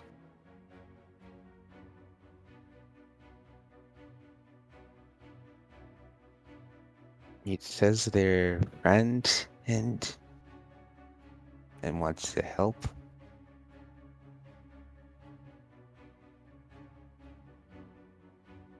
Haboku will kind of adjust his sing along gong to repeat eight this to the party so they understand what's being said.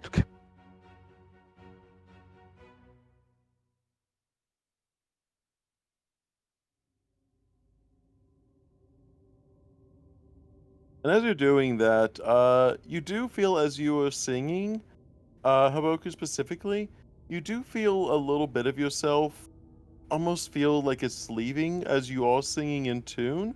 It feels like part of yourself is leaving your voice as you're exhaling, letting out these songs, letting out this voice. It just feels like part of you is leaving as well, like your self is somehow being absorbed into the air. It's a feeling of almost breathlessness as you are singing. If you as you continue to sing, it will continue to do that, at least right now. Or if you stop singing, then it will also stop that feeling as well. I get the distinct feeling we should probably pause for Asher to return at this point. Yeah. Yeah. Yeah. I'll let Asher return as well. Hmm. Something very interesting is happening. Yeah, Haboku's is getting possessed, it seems like. Not possession. No, it's not Well, possession. well, either he's getting possessed or he's getting taken.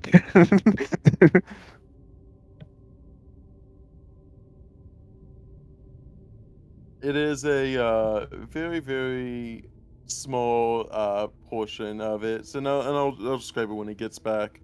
But just to kind of enhance the scene a little bit, you guys all and just to kind of help put some setting for everyone else at home, you guys are able to find a somewhat more open clearing where you're able to find a batch in the trees where there isn't very many, allowing you to have kind of like a circle around where everyone can chill out for a moment, especially with Folger kind of, well, in a ball at the moment.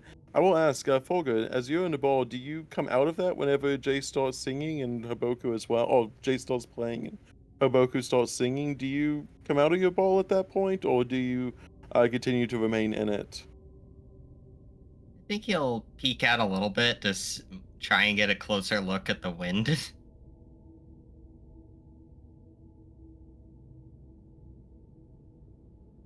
You hear the faint sound of that sing-song tone that seems to be enveloping Jace, the one that you heard before.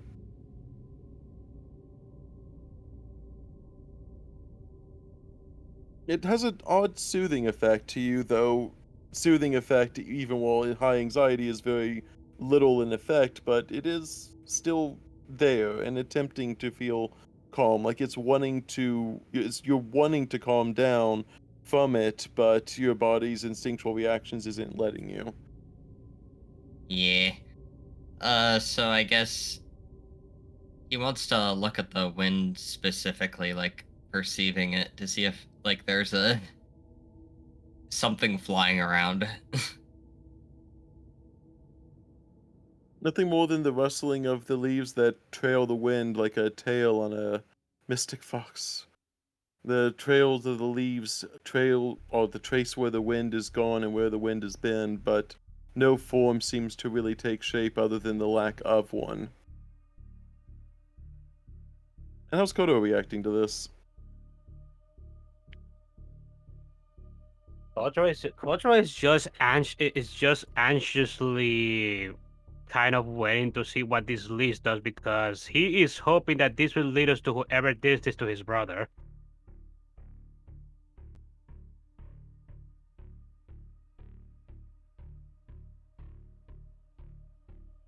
I will say, as you all looking around, you do see, as you know, perceiving the area around, seeing all this happening.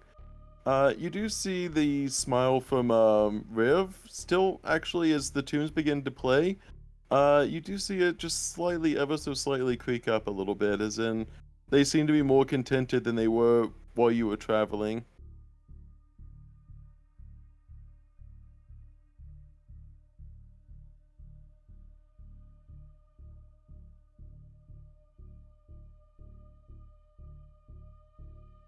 I suppose Kotra would.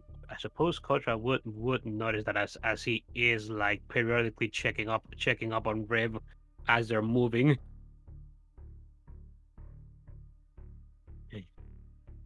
Alright. So we are we moving towards specific location, by the way?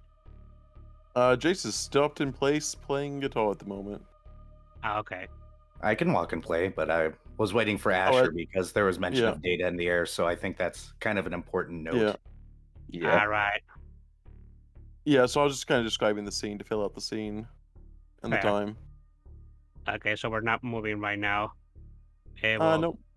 yeah, when Kotra sees Riv smiling like that, like the smile just increasing on Riv, it's going to say, "Huh, maybe something is working with this."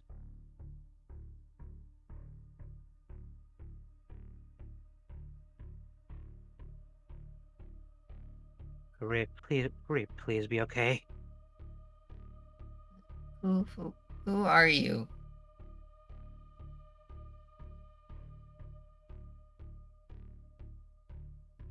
As you try to talk to the wind itself, your voice is very much muffled to the sound of the music, though as you try to say that, the wind itself isn't able to respond very well. You don't hear it coming, you don't hear it. Oh, what? Oh, sorry, it's lost connection. You don't hear any of the words that were being spoken. Haboku does say what they hear out loud in between doing what they're doing. It seems like like you'd have to join in on the music or the singing in some way to be able to hear it, or at least to be involved in it. It seems to not be able to stretch itself very much.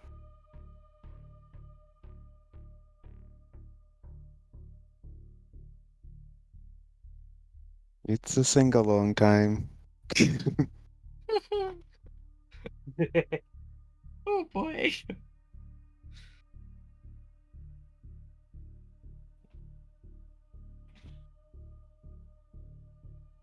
Asher, where are you? I may have chosen the worst time for Asher to step away. Unfortunately. You know, Mini break. Mini break sounds kind of Yeah. nice. Yeah, that's Yeah. kind of what we're doing. I am sad that Tal couldn't show up because he's feeling sick, but I kind of like that you're using his absence as a plot point. I will say I have a lot of people's like backstories all in the works. I'm never gonna tell you guys when I'm like, oh yeah, this is this person's backstory, unless they specifically themselves make it extremely obvious. But essentially, when it was so whenever stuff like happens, I'm like, okay, this is time. You know, I can use this here. I can use this here. I can use this here. So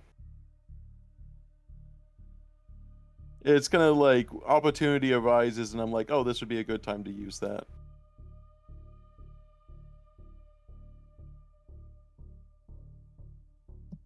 Oh, fair enough. What is? I am looking forward to see what this leads to. Wait, what? Who is? Wait. Wait. Hmm? Is Tal in the? Wait, what? Is Tal in stream chat right now, or is that someone else?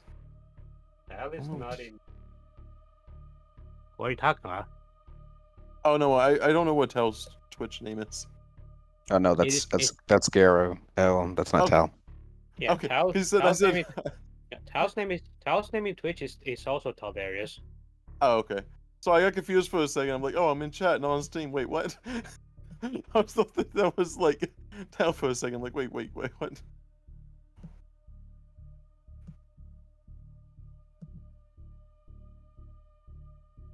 Tal. Ah,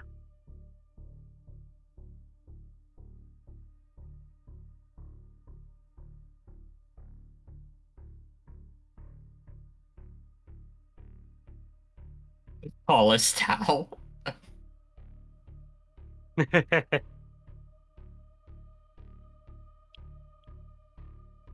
And now,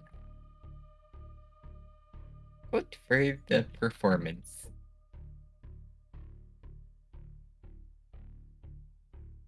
That could go very many ways. Oh, I mean,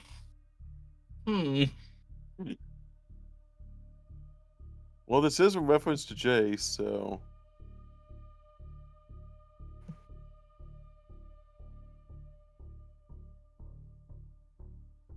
Yeah, but Haboku's also the one who's technically losing something here. Would that count as that's something of his being eaten? It is fair. yeah.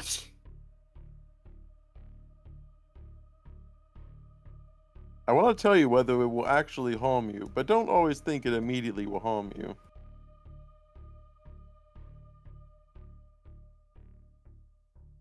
There's a lot of, especially when it comes to certain things, there's a lot of nuance to stuff. I like nuance. Also, Tal's gonna be wondering what the hell did I do to their character while they were away.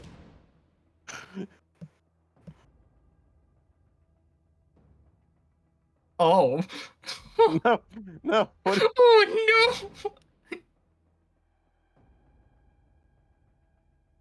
What is? What was the cunt? Oh, okay. You have Astra back. No, that was me. Oh. Ow. Ah, yeah, don't worry about it. Egg's inside me.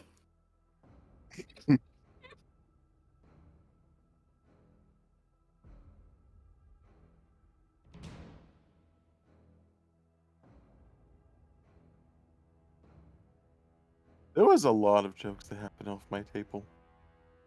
Yes, Wild I don't know Traditions is a literal quote machine. I don't know if my jokes make it out. I don't know if y'all's jokes from this game make it outside to other games, but a lot of jokes from this game make it into. A lot from other games make it into this one.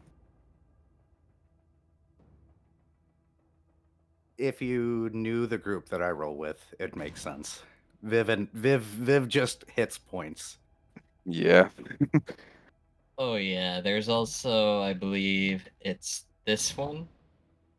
No, not that one. Is it 193? Yeah, there it is. How many does it go up to? I don't. We've passed 300, haven't we? We're Oh, past we're at fast- 500s. Yeah.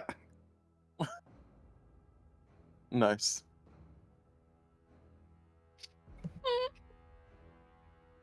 Funny how like like almost us over or almost like 2 years ago, we were still sitting around the 100 mark.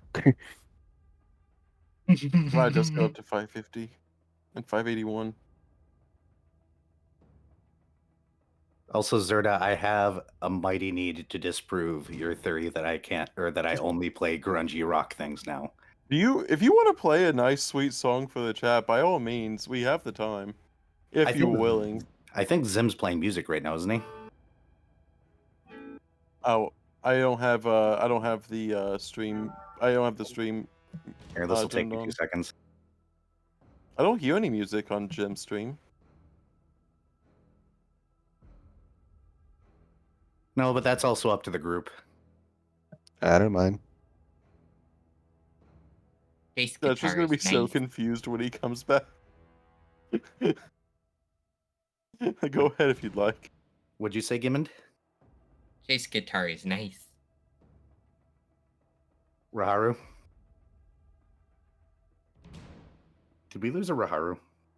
Oh no. You might have Oh no, they AFK'd. left. Time to take another soul. So you guys notice Kotora Sorry. hit the ground. Oh, there we go. I God went to dang brush, it. I went to brush my teeth for a moment. Yeah, sure, sure, you can do your guitar thing. How does that almost- sound? Nice. Nice. That sounds good? Mhm. Let me make sure that CRISPR is off. Should sound even better now. Well, let me see. Come here, Kadate. Make sure my cables don't get crossed here because I got about 7 around me now. Okay.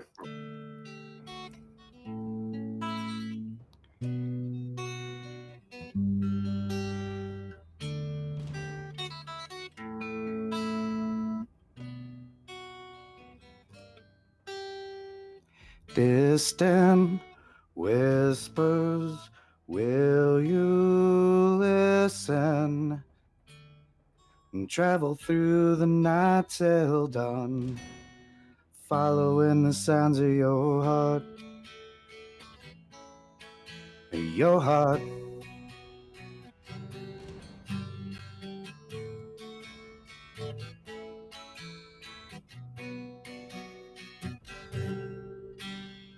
The sun will rise, promise we'll try.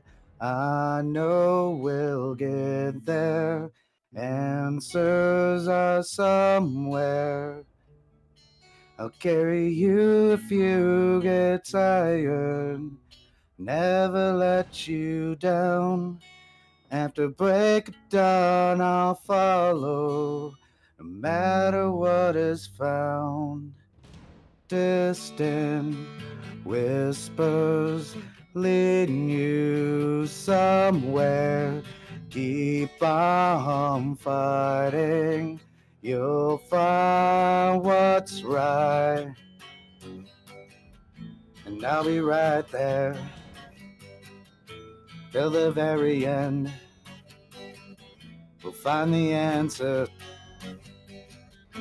and the sun will rise again. Listen to it, push on through it. Promise we'll make it, no problem, no faking. Push on through the night till dawn. No matter what goes on, we'll push on through together. Found the sound of your heart.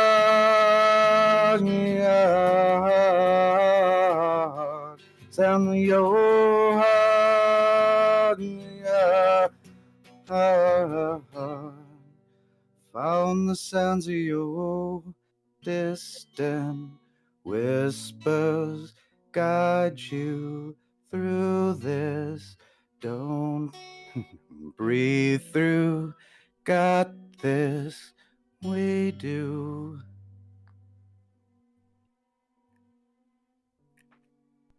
So That was very just sorry. ridiculous. So very sorry about that, everybody. You were good. Welcome So what back. did I miss? Well, we kind of left off where you left off, but I will describe it again.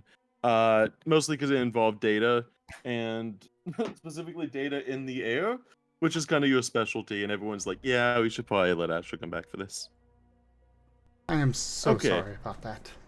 Oh no, you were fine. We got a Jace song out of it. That's the first time, like, well, one of the first times I really kind of heard a full song by Jace outside of some pre-stream stuff. I like it.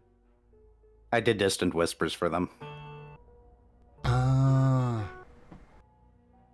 Zerda said that apparently I only do grunge and punk things. So I had to. That was very beautiful, Jace. Yeah, but let me know. You good, Jace? So you can. I just want to make sure your guitar's set up and nicely. Oh yeah, it's away. It's fine. Okay. Pulling So out what was cables that? is easier than putting cables in. Is that what you tell your synth? Okay. Uh. Sorry, I couldn't resist. Okay. So yeah, so we do have. So what was happening is, to set the scene again. Volga was hearing the wind, and it was trying to calm them using that sing-song tone of theirs, but it was so faint it wasn't really able to do very much. But it tried to reach out to Volga, saying that it was same but different. And Jace got the idea to try to match the singing that they were hearing before, either to initially to try scaring it away, but then to thought about trying to work with it. Haboku added into the song to howl slash sing slash tune along with it, since they were both the ones that heard it originally. And as Jace began to play, the wind itself began to pick up, like a very small miniature storm around Jace, but in a very, very weak storm. The only really traces of the wind is the leaves that trail around Jace like a tail on a animal as the wind is picking up around it. Haboku was playing along with the voice, but as they were doing that, it felt like part of them was almost leaving their body with each exhale, like they were exhaling part of themselves with each breath of the singing. And Asher specifically, we were going to have you check. Give me that soul. Give you that what? You got out there. You lost him, fellas. Oh, hold on one second. Have I been using the wrong mic this entire time? No, it's fair. Yeah. Hello? We good? Yeah. Yep. Give me that perception soul roll for this, Asher.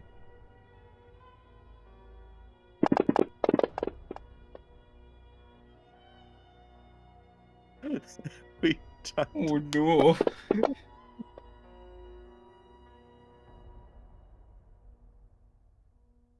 Two? Okay. As you're trying to, it is very hard to keep track, because it's not only trying to analyze the data in the air, which is almost like a sixth sense to you. It is also trying to see it while also seeing it inside of a blizzard at the exact same time. It seems, though, from what you can tell, there does seem to be some stray data, and it does very, very faintly, though you're not sure if it's just you really wanting it to be or if it is, but it does appear to be some of Riv's data that is in the wind itself. And as you are watching Haboku singing, it seems like part of their data as well is being added to this wind as it is rushing around them. It's like it's picking up their breath, but with each breath, a small bit of that gets added to it. Like it's trying to have a more complete form, but it's very, very weak at the moment.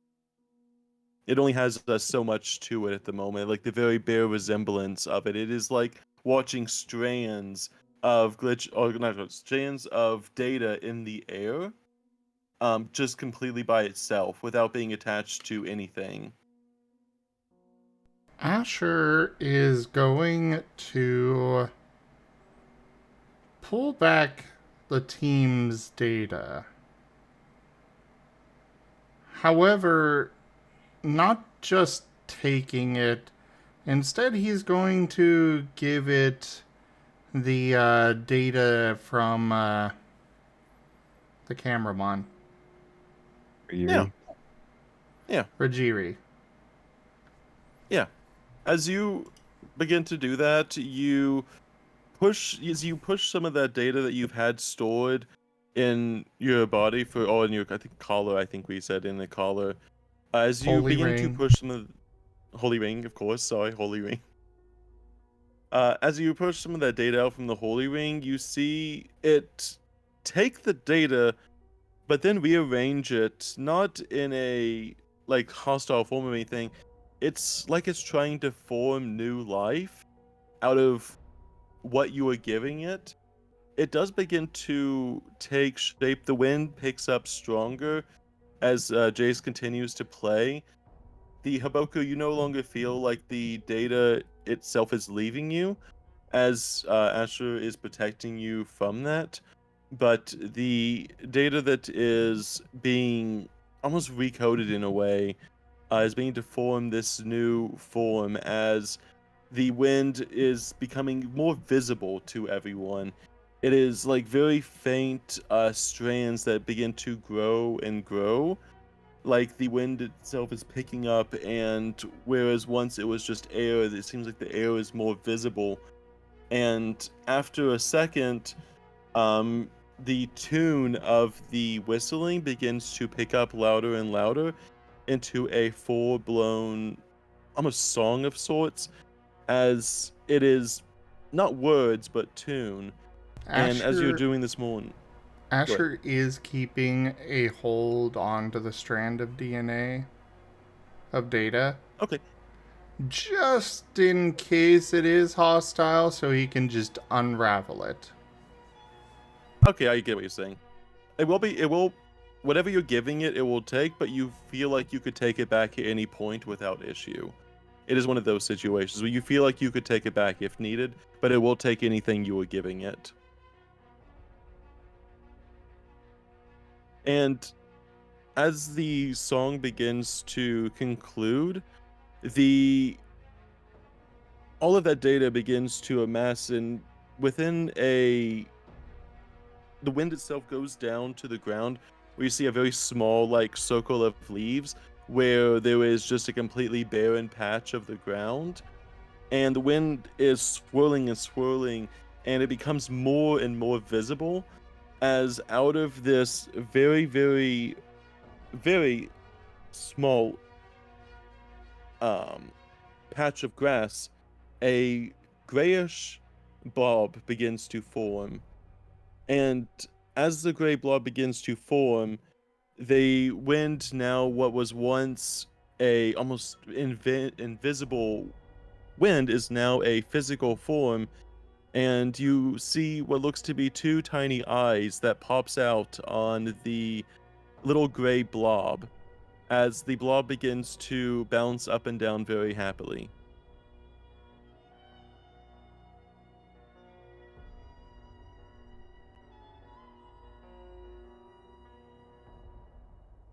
You all now see a very sentient gray blob of a Digimon that has formed from the data you have given it. Hello? You see it Okay. try. Go ahead. I was gonna say, I assume we don't need to keep performing now. No, you don't. This song has ended.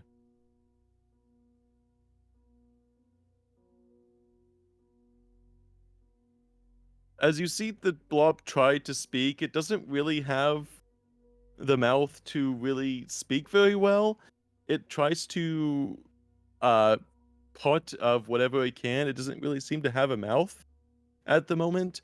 But so wind begins to pick up around it as this swirl of wind has a song. What was once, wordless songs now is a voice that doesn't come from the Digimon itself, but from the wind around it, as you see it beginning to very faintly control the wind.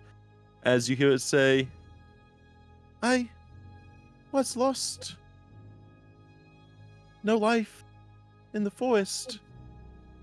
But now life come back to the forest, and now I have life again.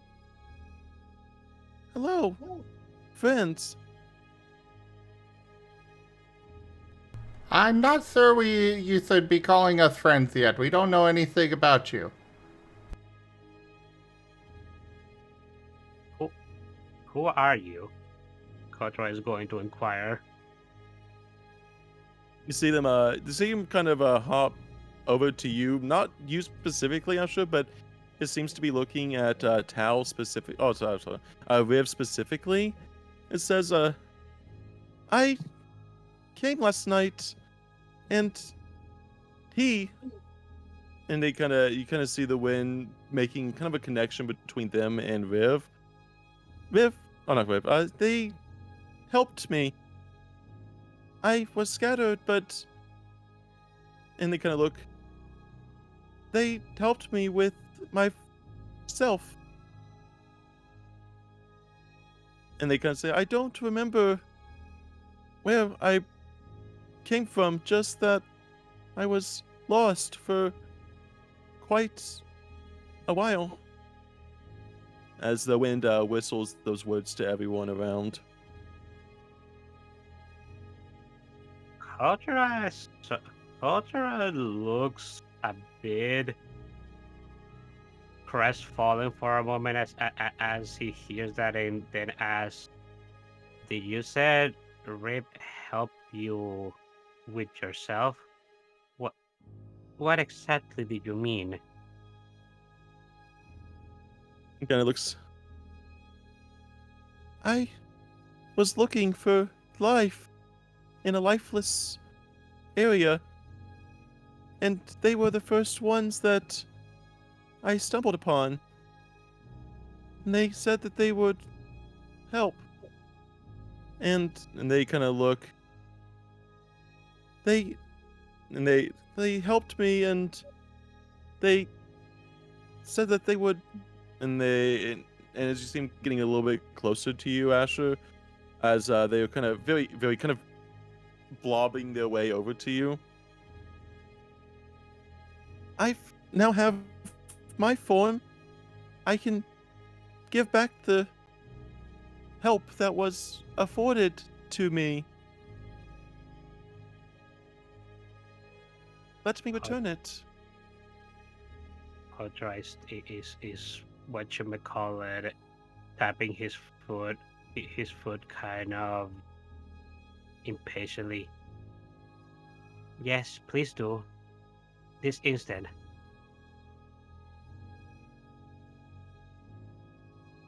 Is Riff strapped to your back, Asher, or are they just kind of like loosely limp over you?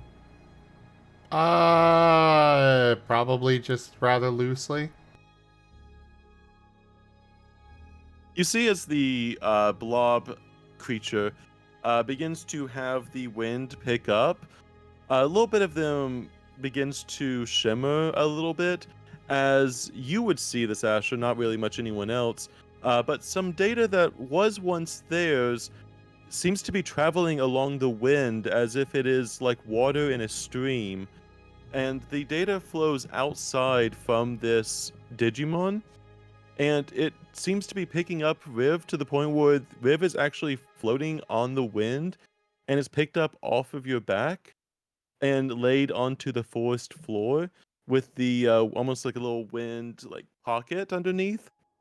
And as you see some of the data, it is not the same data that Riv lost per se, but it is part of this creature's data that it has rearranged into whatever it is now, and it seems to be placing some of that data back, almost like seeing a breath of life back into Riv. The wind seems to be breathing, like Riv is breathing, and the wind is going through their nostrils, through their mouth, the data flowing back into them. And you see Riv begin to just shudder a little bit, almost like that morning breeze that washes over you. And they shiver a little bit, but they seem very happy. as they have a contentment about them that is not something that you would expect to see from someone who is sick. The data of the little the blob Digimon does get a little bit smaller in the process. They do shrink a little bit in this loss of data. But after a moment, the data and the wind stops, leaving Riv perfectly, very much on the forest floor with the blob right over next to it as the blob kind of jumps over and essentially goes up next to him and lays there next beside Riv. Kotora is immediately heading over to pick up Riv. You feel a lot more life in Riv. You get a sense that they are still technically asleep, but it's more like exhaustion sleep at this point. You feel like as you feel the coldness about them. Oddly enough, it's instead of checking their body for warmth, you check their body for cold, which is a very weird sensation. But you check their body for cold, and the life that was, they seem kind of like a little bit lost before.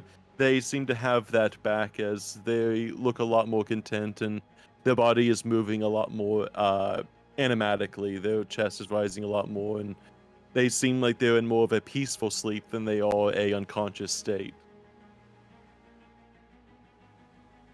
Kotora is going to give a very, very long sigh as he proceeds to just give his brother, his unconscious brother, a big hug, and you can probably tell that tears were kind of streaming from down his cheek that just immediately get evaporated.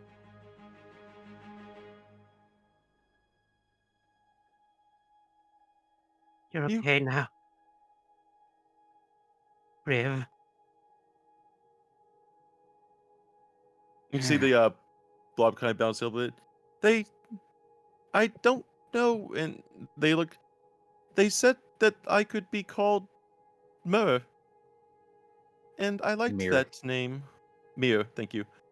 They said that I would be called Mir, and I liked that name. It felt like friend.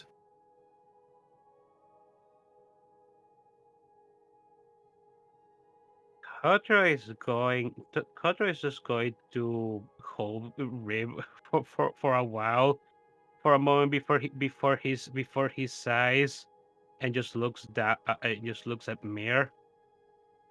You know, I should probably be very extremely angry with you for what you almost did to my brother. But at the same time, I'm not even surprised this happened. I did say he was fine, it was only a little bit. I think Riv wanted to help them. I know.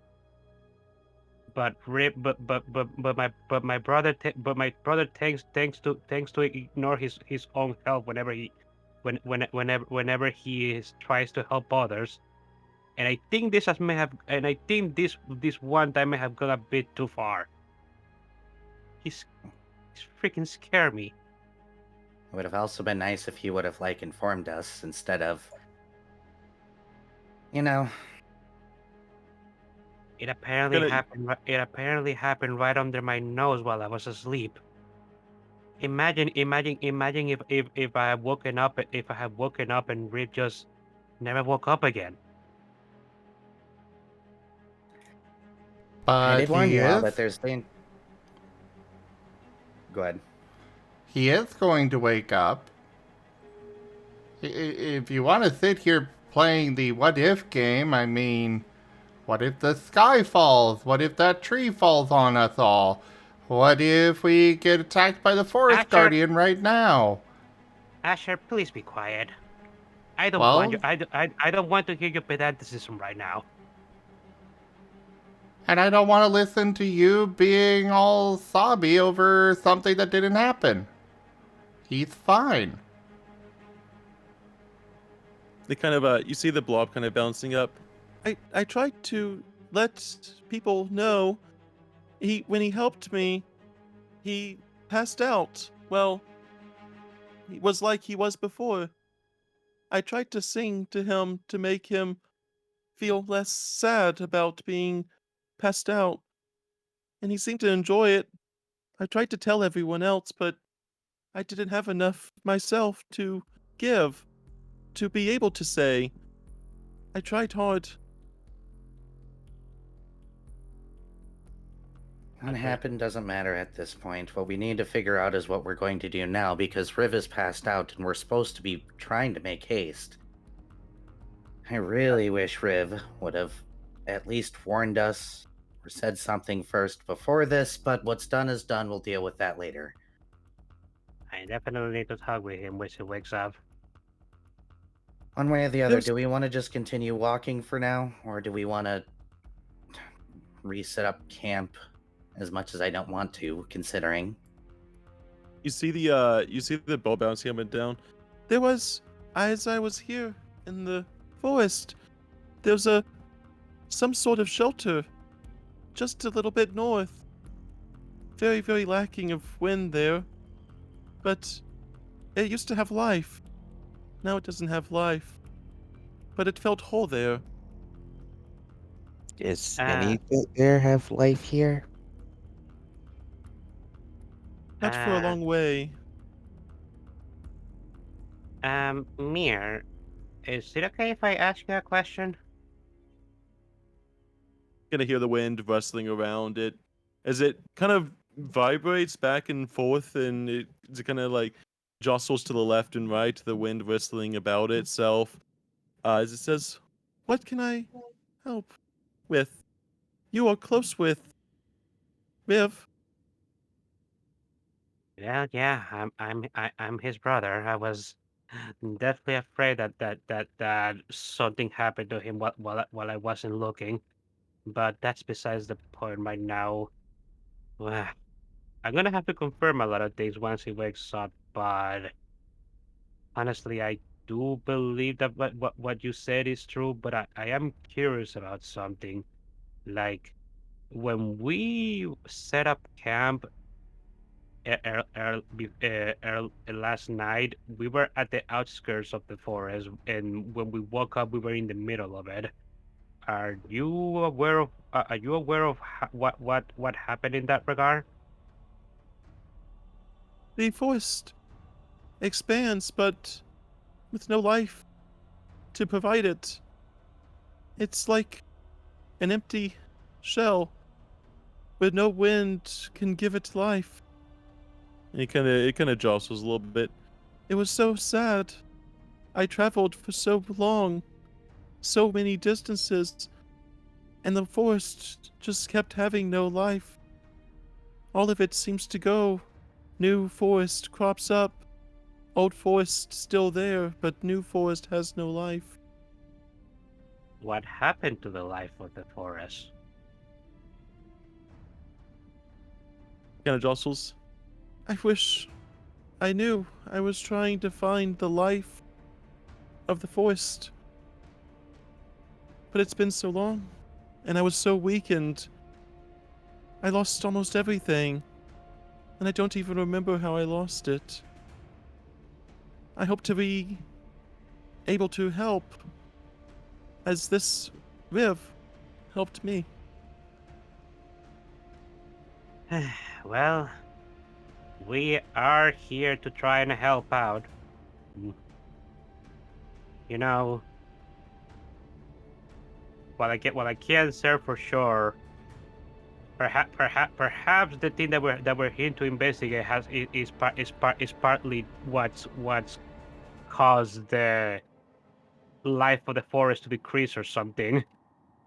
I mean it's a possibility. It's a possibility at least because yeah, this forest is just unnaturally silent.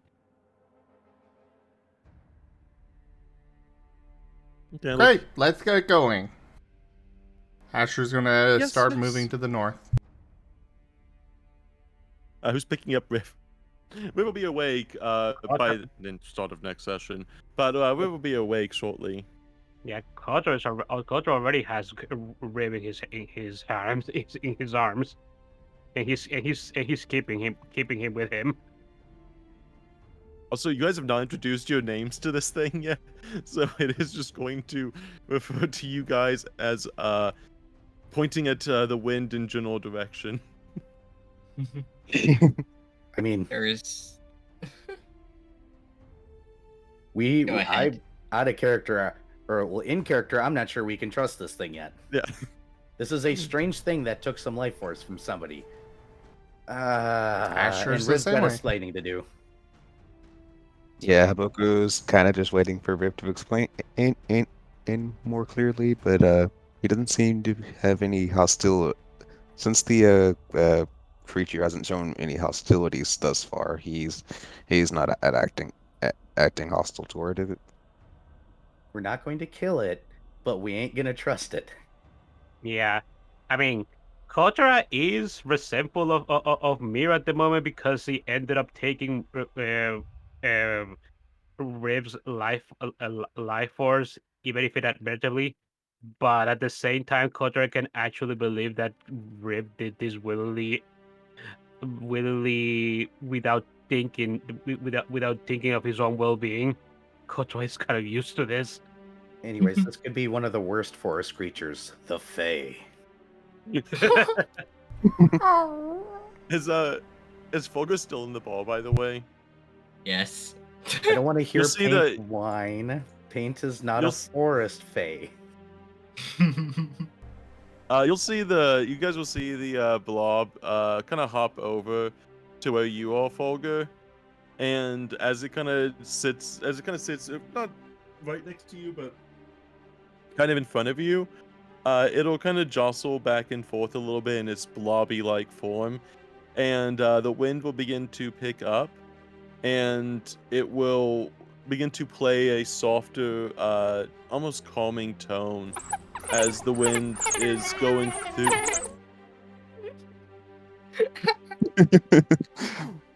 What the heck that sound was? African wild dog. Oh, that's a Doing a very whine. confusing sing-song. That's Paint. Oh, okay. Oh, I see. Oh. But yes, the little blob Mir will start to sing a happy tone to you, Fulgur, as it seems to be trying to cheer you up with a sing-song.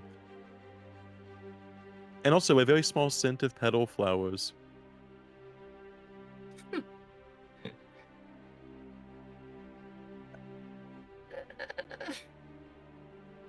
Probably a little less shaking, but he's still in the ball.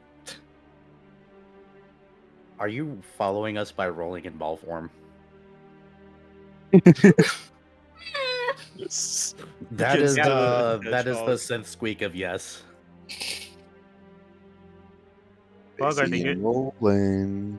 hazing. Fulgur the hedgehog. I mean, Harrisburgs are pretty much hedgehogs or Yeah. porcupines, so. You know, Kotora is going to say something to Fulgur. Fulgur, do you need me to pick you up as well? If Felger needs carrying, I'll do it.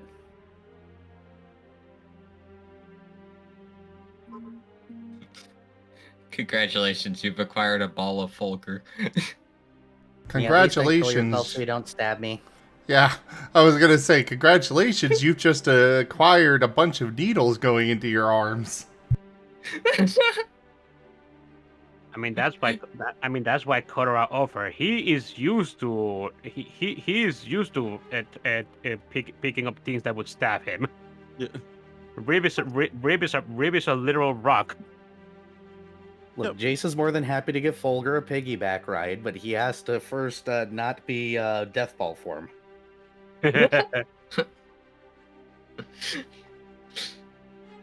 So as long as he undeath ballsifies himself. Yeah, he will, as Jace picks him up. Ah, good. Only one of my arms is stab proof right now. I still technically need blood, I think. and a Why? secret vampire lore. Why do I still need blood? Because I'm pretty sure I'm still alive. Oh, that. You always carry them on your shield like a plate of food. Are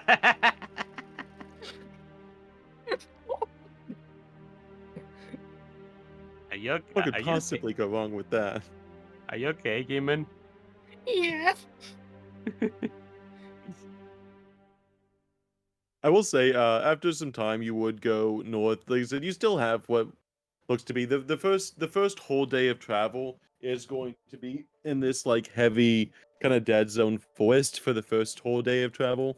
As you do begin to make your way to the northwest to the location, especially after all the various stops and the like, you will come up on a building, which is very odd considering the location that you were in, because the building doesn't look like a log cabin. It looks like a farmhouse. And one of the most unusual sights is there is a windmill, like in between several trees, that seems to be just there, which you know that there is no wind here. And so you're looking at this as you're all approaching this house.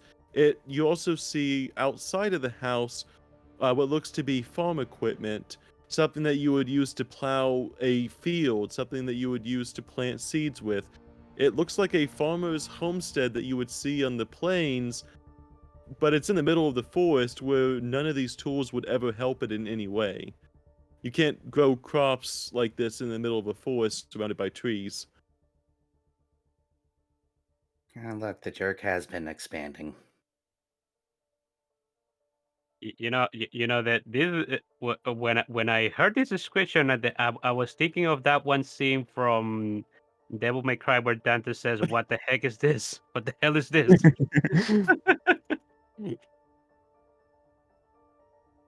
Is that why the forest was spreading? Probably. He's been probably pushing the forest out to claim new territory or something like that. Having his silly plans. I don't know what he hopes to gain out of it, but I wouldn't put it past him. Either He's that, or perhaps the rude. forest is trying to escape him.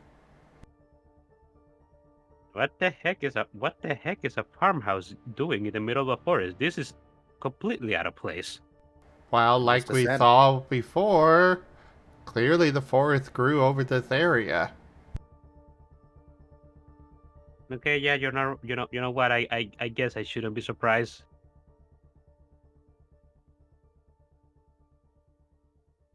You remember that the town that you came from, where those people were there, was only about a 4-hour walk from the forest's edge.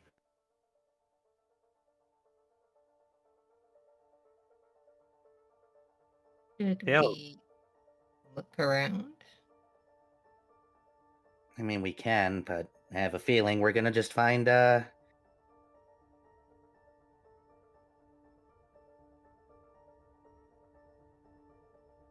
so is the forest garden just trying to expand the forest all outwards? I wouldn't put it past him. Probably. If he keeps going like this, he's going to intrude into the terrace into the other biomes, and then there'll be some sort of territorial dispute. What is he thinking? Probably that everything is his because he's a selfish, egotistical, narcissist bastard. Kotora's gonna rub the back of his head, I guess. Sorry, I may or may not have some lingering aggression over him. I don't blame you. Just trying to comprehend this. And it's still though, regardless of why he's doing it, the more pertinent question is how exactly he's doing it. Because this forest growth is unnatural. Yeah. I don't know, he does all sorts of weird things I'd never understood. To be quite frank, this is the kind of guy that I wouldn't be surprised to see stabbing a baby, so who knows what kind of weird, dark, nasty things he's been messing with. Hmm. You think we should collect something from the tree and look at it? I'd be careful. I'm not sure how he's doing this, and if he is doing this, I don't know how much tracking he has in this area. Okay. Is there a way to discern whether or not there's corruption around? That'd be probably pertinent.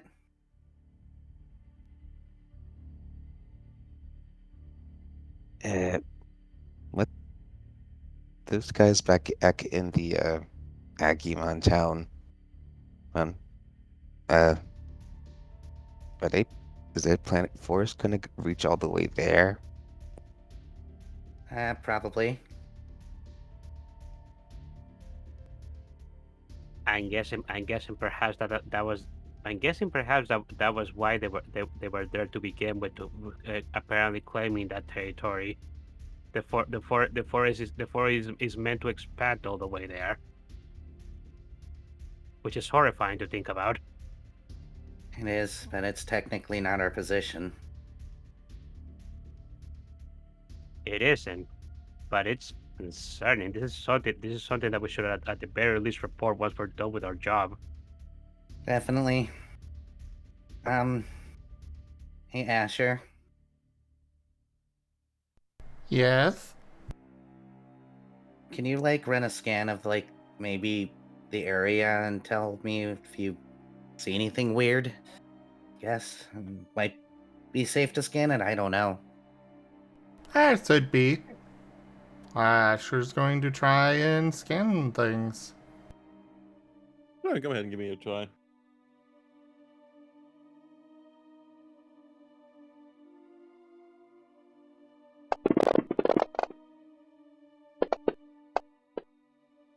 Much better. Finally, Hey. above a 3. Actually, that is extremely important, Asher. I'm guessing you're keeping that. As you That's close enough to end. 10. Okay. 10. This is actually really important. As you were looking around and scanning it, you realize that, as most of you aren't really paying attention to the wood itself, there was a few gays around the trees that you had. But now that you're investigating it more closely, you realize that every single one of the trees are exactly the same, in the sense of not like it is the exact same, but in the same, like, all of the trees seem like they were cut from the exact same branch, the exact same family, the exact same tree.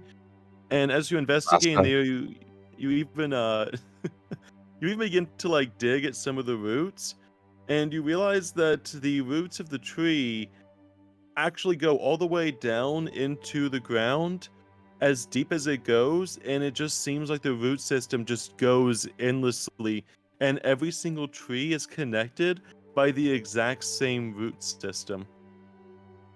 Oh, these must be quaking aspens out of character. I was also Every thinking. I was also Go ahead. thinking that these are trees acting like mushrooms. Well, so there's a type of tree that Uh-huh. what it does is it grows giant root systems and grows a tree out of the root every so often called quaking aspens. There's an entire forest of them out there. Oh. Yeah. Also known as the pando, I think, actually. Isn't it suspected that that whole forest is actually just one tree? It's been heavily implied. It's not completely confirmed, but yes, that whole forest is technically one tree. So as far as the evidence points, because I'm not going to say proof, but yeah, it's basically a tree that is, or a bunch of trees that's one tree technically. A Wow. couple few plants do this nonsense. So in character, oh, Oh, Well, that's interesting. It's a tree that's growing out of control. Or being copy pasted. Yeah, true. I did learn little things from him like that, so possibly. they're clones of they're clones of each other, but doing something like that would require a lot of data to do. What method could he be using for that? I hate to bring it up, but weren't there people Yeah. here once? Oh, It might also be why the forest doesn't feel alive. Yeah, it's so nice, Kotora, isn't it?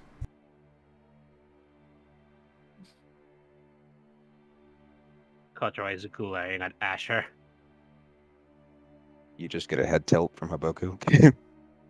Yeah, sure, time and place.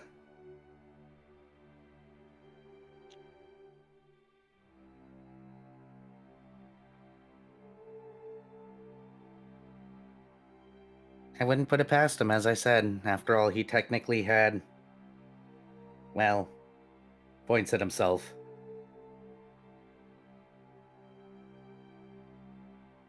Kotora is going to nod. If that's the case, that is horrifying, but I'm still wondering how exactly he's doing that, because data manipulation like that isn't exactly a widely a widely being able to be used skill. Chase kind of makes a face. You know that I'm totally not guilty face. Asher just kind of gestures at himself. Yeah, about that. My points still stand. Asher is an exception to the rule. Well, Yes. not saying I've done it recently. Are you capable of data manipulation as well, Jace? Whistles innocently, looks away. How do you think we afforded the house? I did not manipulate data. I had been saving that money that I stole for a very long time. Kotora is just dumbfounded. I learned some things from him, okay? The closer you got, the more things he taught you to be more of effective, the secret police. We'll just call it that. So this is a technique. So this is some sort of technique from the Forest Guardian. Yeah, There a way Yeah, to but mine is undo different. it? Mine is different because I know it didn't come from him. That's true. what were you saying, Fulgur? What were you saying, Fogger? Is there a way to, as he points at the trees, undo it? I'd have to know a lot of things, and I haven't really done the data manipulation thing in a really long time. It's only recently started to kind of come back. There was a time where I could kind of do what Asher did in a much more morbid way. But Kotora's looking a bit mortified. It's your party. it's been a long time. Kind of skills that I intentionally forgot how to use. It isn't exactly look upon kindly. I would understand why.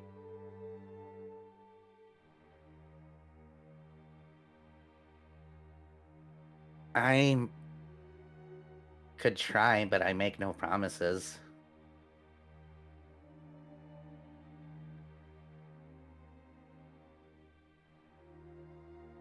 No, I don't know. Maybe Asher's would be better at this point. I mean, I suppose so, but it probably wouldn't be a good idea to attempt to do this right now, considering how uh, big of a scale this is. If we attempt it, it's just gonna catch his attention, and then we're dead. Yeah. So, I guess for the time being, we just need to move on. I mean, Haboku's already dead. We don't need him re-dead, buddy. Pats you on the head.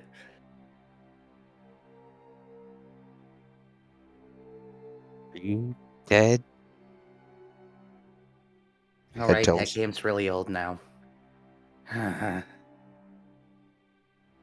Slouches.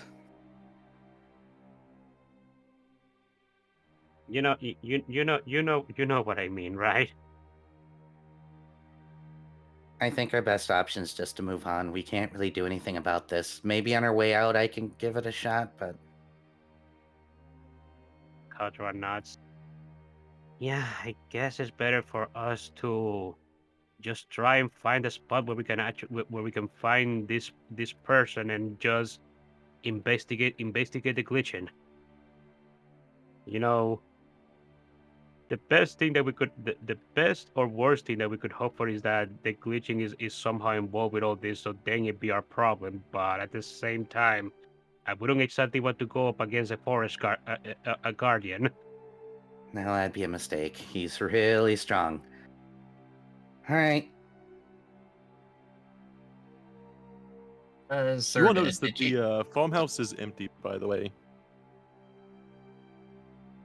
Go ahead, sir, Volker. did you say there was like farm equipment lying about? Yes. Yeah. You see a hoe just sitting up against the house with no care in the world. Must not make joke. You see a plow right next to the hoe. You know, a few other farm equipment there. How big is the hoe? Mala's not here though. You know, it's about twice the size of a sickle. You know, it's a pretty big sickle though. Would A he be scythe able here and to? there. Would he be able to? Actually, what's something he could reasonably carry? Maybe the sickle. You know, you could have the sickle. You know, you can't really handle the hoe yet, but a small sickle you could handle. I mean, Mala's very hard to handle, yes. He's a little brat. Yeah, but I mean, there's various things. You would even see it is all like natural plains farm equipment. It nothing like really fully electric. All the kind of like the more rudimentary styles. A few different things here and there. You don't find any food storages. You do see a very small silo that looks like it was a silo meant for maybe like a small community or a small family, but nothing really more than that. But there is the general equipment around that if you would like to find, and it is more than yours to free to take. Yeah, so Volker will get off Chase's back and go over to one of the sickles and pick it up. It seems to be made of quality ironwork as well. While small, it does have a huge amount of like weight to it, but the weight is distributed really nicely. It is a very, very well crafted sickle of that. You would almost be hard pressed to find anyone who would leave this by itself, just sitting out in the open. He'll put it in his bag. You've acquired high quality sickle. Just a small sickle to keep you over. Ooh, high quality. I mean, not really weapon potential, but I'm sure you can find a use for a sickle here and there. I mean, if we ever find a place that has bramble, we can use to cut the bramble, I suppose. That is true. But yeah, and other than that, the house itself, there is some things inside the house from various clothing that there is some very vague clothing, mostly some cloaks, hats, and the like. Something that you'd imagine to keep the sun out of the eyes. Clearly, a hat designed to keep the sun away isn't really fitting a forest with very, very little light. But outside of that, you find the general, like what you define like a general farmhouse. You find some good old quality jars, just a whole set of jars that looks like they were holding various ingredients at one time. But any form of, interesting to note, any form of food doesn't. It's not even that there's spoiled food. It's that there's no food at all. Any form of life that would be represented by like seeds or food or anything like that is completely missing. You even see jars that are labeled on the inside with things like, oh, tomatoes, and it has cucumbers, potatoes, and all these jars look to be completely sealed with the labels of vegetables and fruits on them. However, nothing is inside the jars. There is no life to be had. Even spoiled food or anything is not there in the home. Hey, Kotora What's up, Fogger? and Jace. Yeah? Well, first, Kotora, look over here. As he points towards the basically things that should have food, but it's not there, not even like spoiled. What is it? Like a pantry or a Yeah, refrigerator? it's a pantry. It's a Okay. pantry. It's like an outdoor pantry, one of those like farmy like long-term storage farmy kind of pantry things. Okay. Huh. It's completely empty. Hey, now that I think about it, like the farmhouse doesn't look doesn't look disabled, or like the forest is like growing moss around it, right? And there's some light growth around it, but nothing serious. It doesn't look dilapidated by any means. It's a quality it is a quality home. Everything looks just fine with it. It doesn't look like it's decrepit or anything. It doesn't look worn down. It looks like the forest just decided to grow around it and leave it alone. Yeah, just like it grew around us, and basically we woke up in the middle of trees. Okay, now yeah, this is definitely weird. Like the house it does have a little bit of growth in it, but it definitely just feels like the trees just kind of grew around it. And also, there's no food on the pantry at all. If anybody, I wonder how long ago this farmhouse was in plains instead of in the middle of the forest. Also, there's these, as he points out the cloaks that he probably pulled out from somewhere. Go look at the cloaks. Are they anything of note? Outside that, the fabric itself just is made. The clothing looks more like farm clothing than you would expect to see. It's more stuff to protect against the wind, the heat, the cold, things like that, just for general weather protection. But nothing of any sort of indication of like a brooch or anything of mark. Well, I'm definitely taking one of these cloaks then. It's like a farmer's cloak, something that would keep the sun off their back and the like. Hmm. We might want to grab a few of these for, hiding ourselves a little bit. Not a bad idea, but yeah, now that I think about it, the whoever whoever owned this farm just disappeared without a trace. Like I don't see any signs of a scuffle. It's just like it's like they weren't here to begin with. And Fulgur just sort of looks down, thinking. Yeah, sure. How much further into the woods do we have to go for that thing that she got? That ping. Asher's going to check his valve dock and see how far. So you did have to get the service itself, like I said, is a kind of like one of those like downloaded maps, in the sense it doesn't live update. As you're looking at the map that you have, it seems to be about 3 days travel that you'd imagine, just from general guessing. No real definitive. Obviously, there's not like a giant arrow or something pointing in the direction. But it is something that you would have to. You'd imagine it'd be about 3 days. You do notice that on the map, now that you're looking at the map, you notice that you should have came into the forest, like, you shouldn't even be in the forest with where you are right now.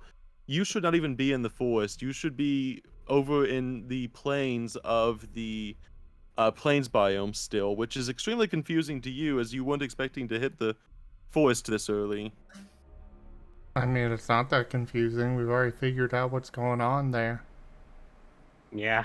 I mean, yes. I mean, like it would have been confusing, but yes. It's like it takes you a second to kind of notice where you exactly are, because you're trying to orient yourself on the map, and you're like, "This isn't where I'm supposed to be. This is where I'm supposed to be." But after a second, you remember, and yeah, after a second, you realize. But yeah, it's about 3 days travel from where you are.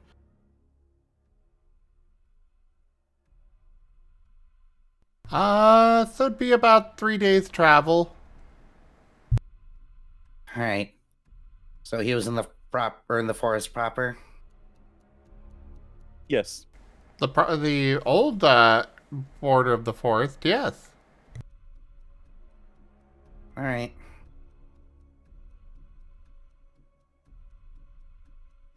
Well, we can make assumptions.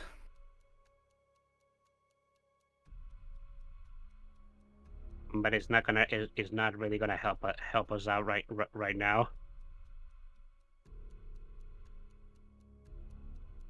Shall we get moving then? We can possibly look around a little bit more on our way back. Yeah, that sounds like a good idea. Yeah.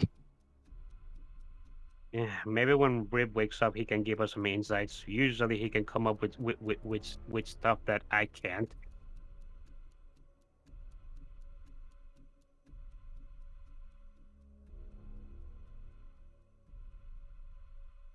By the way, Sort of. Oh, go ahead. by the What's way, up? Is Mir still with us? Yes, they are bouncing happily, singing a wind song. Yeah. By the way, when you say that Mir is a blob, is he like just an indescript blob, or is he like a baby It is a. Digimon? It's kind of like the baby Digimon blob. It's to you guys an unidentifiable Digimon, but it's like the baby Digimon, where they're just kind of like ball with eyes. Yeah, fair. They're just ball with eyes at the moment.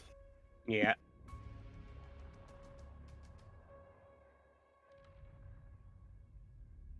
Very, very small blob though. I like my blobs. I've had to wait. You should see some of my previous games. I had to have a new blob like every 2 episodes. There was a new blob of some sort. Don't worry. Asher will make sure to defeat this slime. It is so infantile. It is literally able to be killed without an issue. Yeah, but the XP. It gives 0 EXP. It is a great blob. So you're saying he gets money instead. Oh, good It point. drops gray blob slime. So Oh, yeah, Jace, if you we wanna could do a, potentially farm it. It has 1 life, and it's a very short life. It's a very short life. I don't think you're helping your case.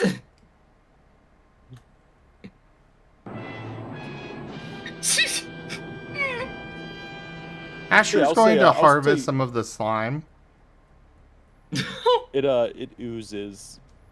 How would you like to collect the ooze of this? of this very small blob. Are there any extra jars in the house? Yes, actually, various sizes, and so they're all like mason jar levels, but Perfect. He's going to take one and try to scoop some slime into it. the slime itself, it is very much a very chilled, almost very chilled gel-like substance. It kind of it kind of wiggles a little bit back and forth as you're kind of rubbing. It's not like you're trying to massage a blob with a jar to try to extract this like blob slime. But as you're doing that, the jar becomes very cold to the touch, and the more liquid that fills in this jar, the more the jar gets colder and colder. Ah. So we could harvest it and sell off the slime as a refrigeration substitute.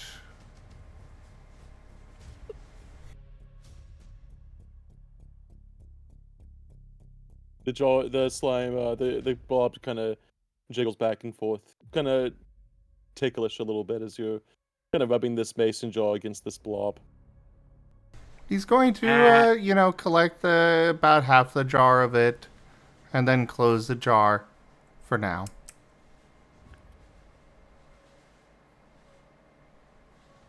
There was too much of Ragiri's data in this thing, but I'm sure that won't come up to be a problem later.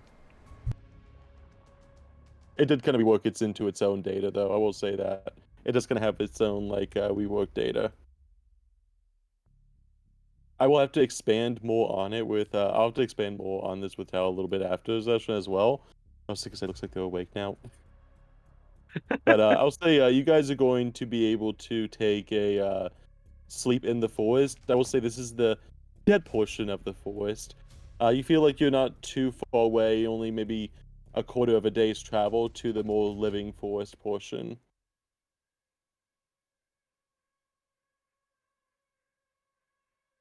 But I think we will, unless anyone has anything they want to investigate around the house or the farmhouse, I think that's about good right now.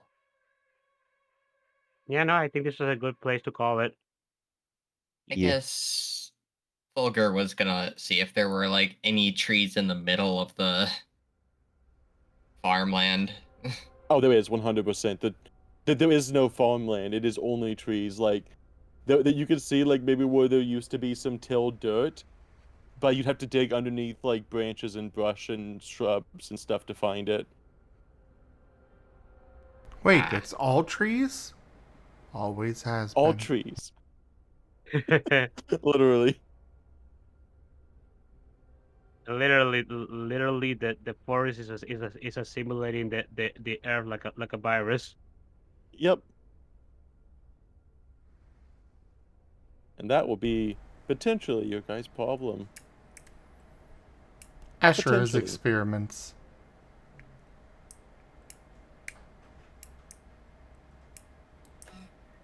But thank you very much. I know we have marketable more.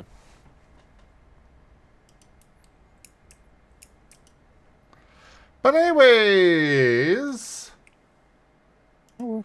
thank you everybody for joining us so far on the stream today. That was Data Anomaly Hunter Scar. Check out our website, zgfgaming.com. We've got links for our Discord, Telegram, Mastodon, Blue Sky, Patreon, and more. There on the website as well as down in the description below through our link tree. Thank you to my patrons, tippers, and subscribers. It is your support that keeps this channel alive and going. I cannot do this without your guys' help and your support, so thank you. Consider becoming a patron over at patreon.com/zgfgaming. It's one of the best ways to support the channel, though you can also do so by sharing the stream around, picking up packs of cards to stream loots, using our Humble Bundle partner link, or by grabbing some packs of cards to stream loots, which I think I already said, but oh well. Either way, thanks so much for joining, and I bid you the most fondest adieu. And everyone. Bye. Goodbye. Bye.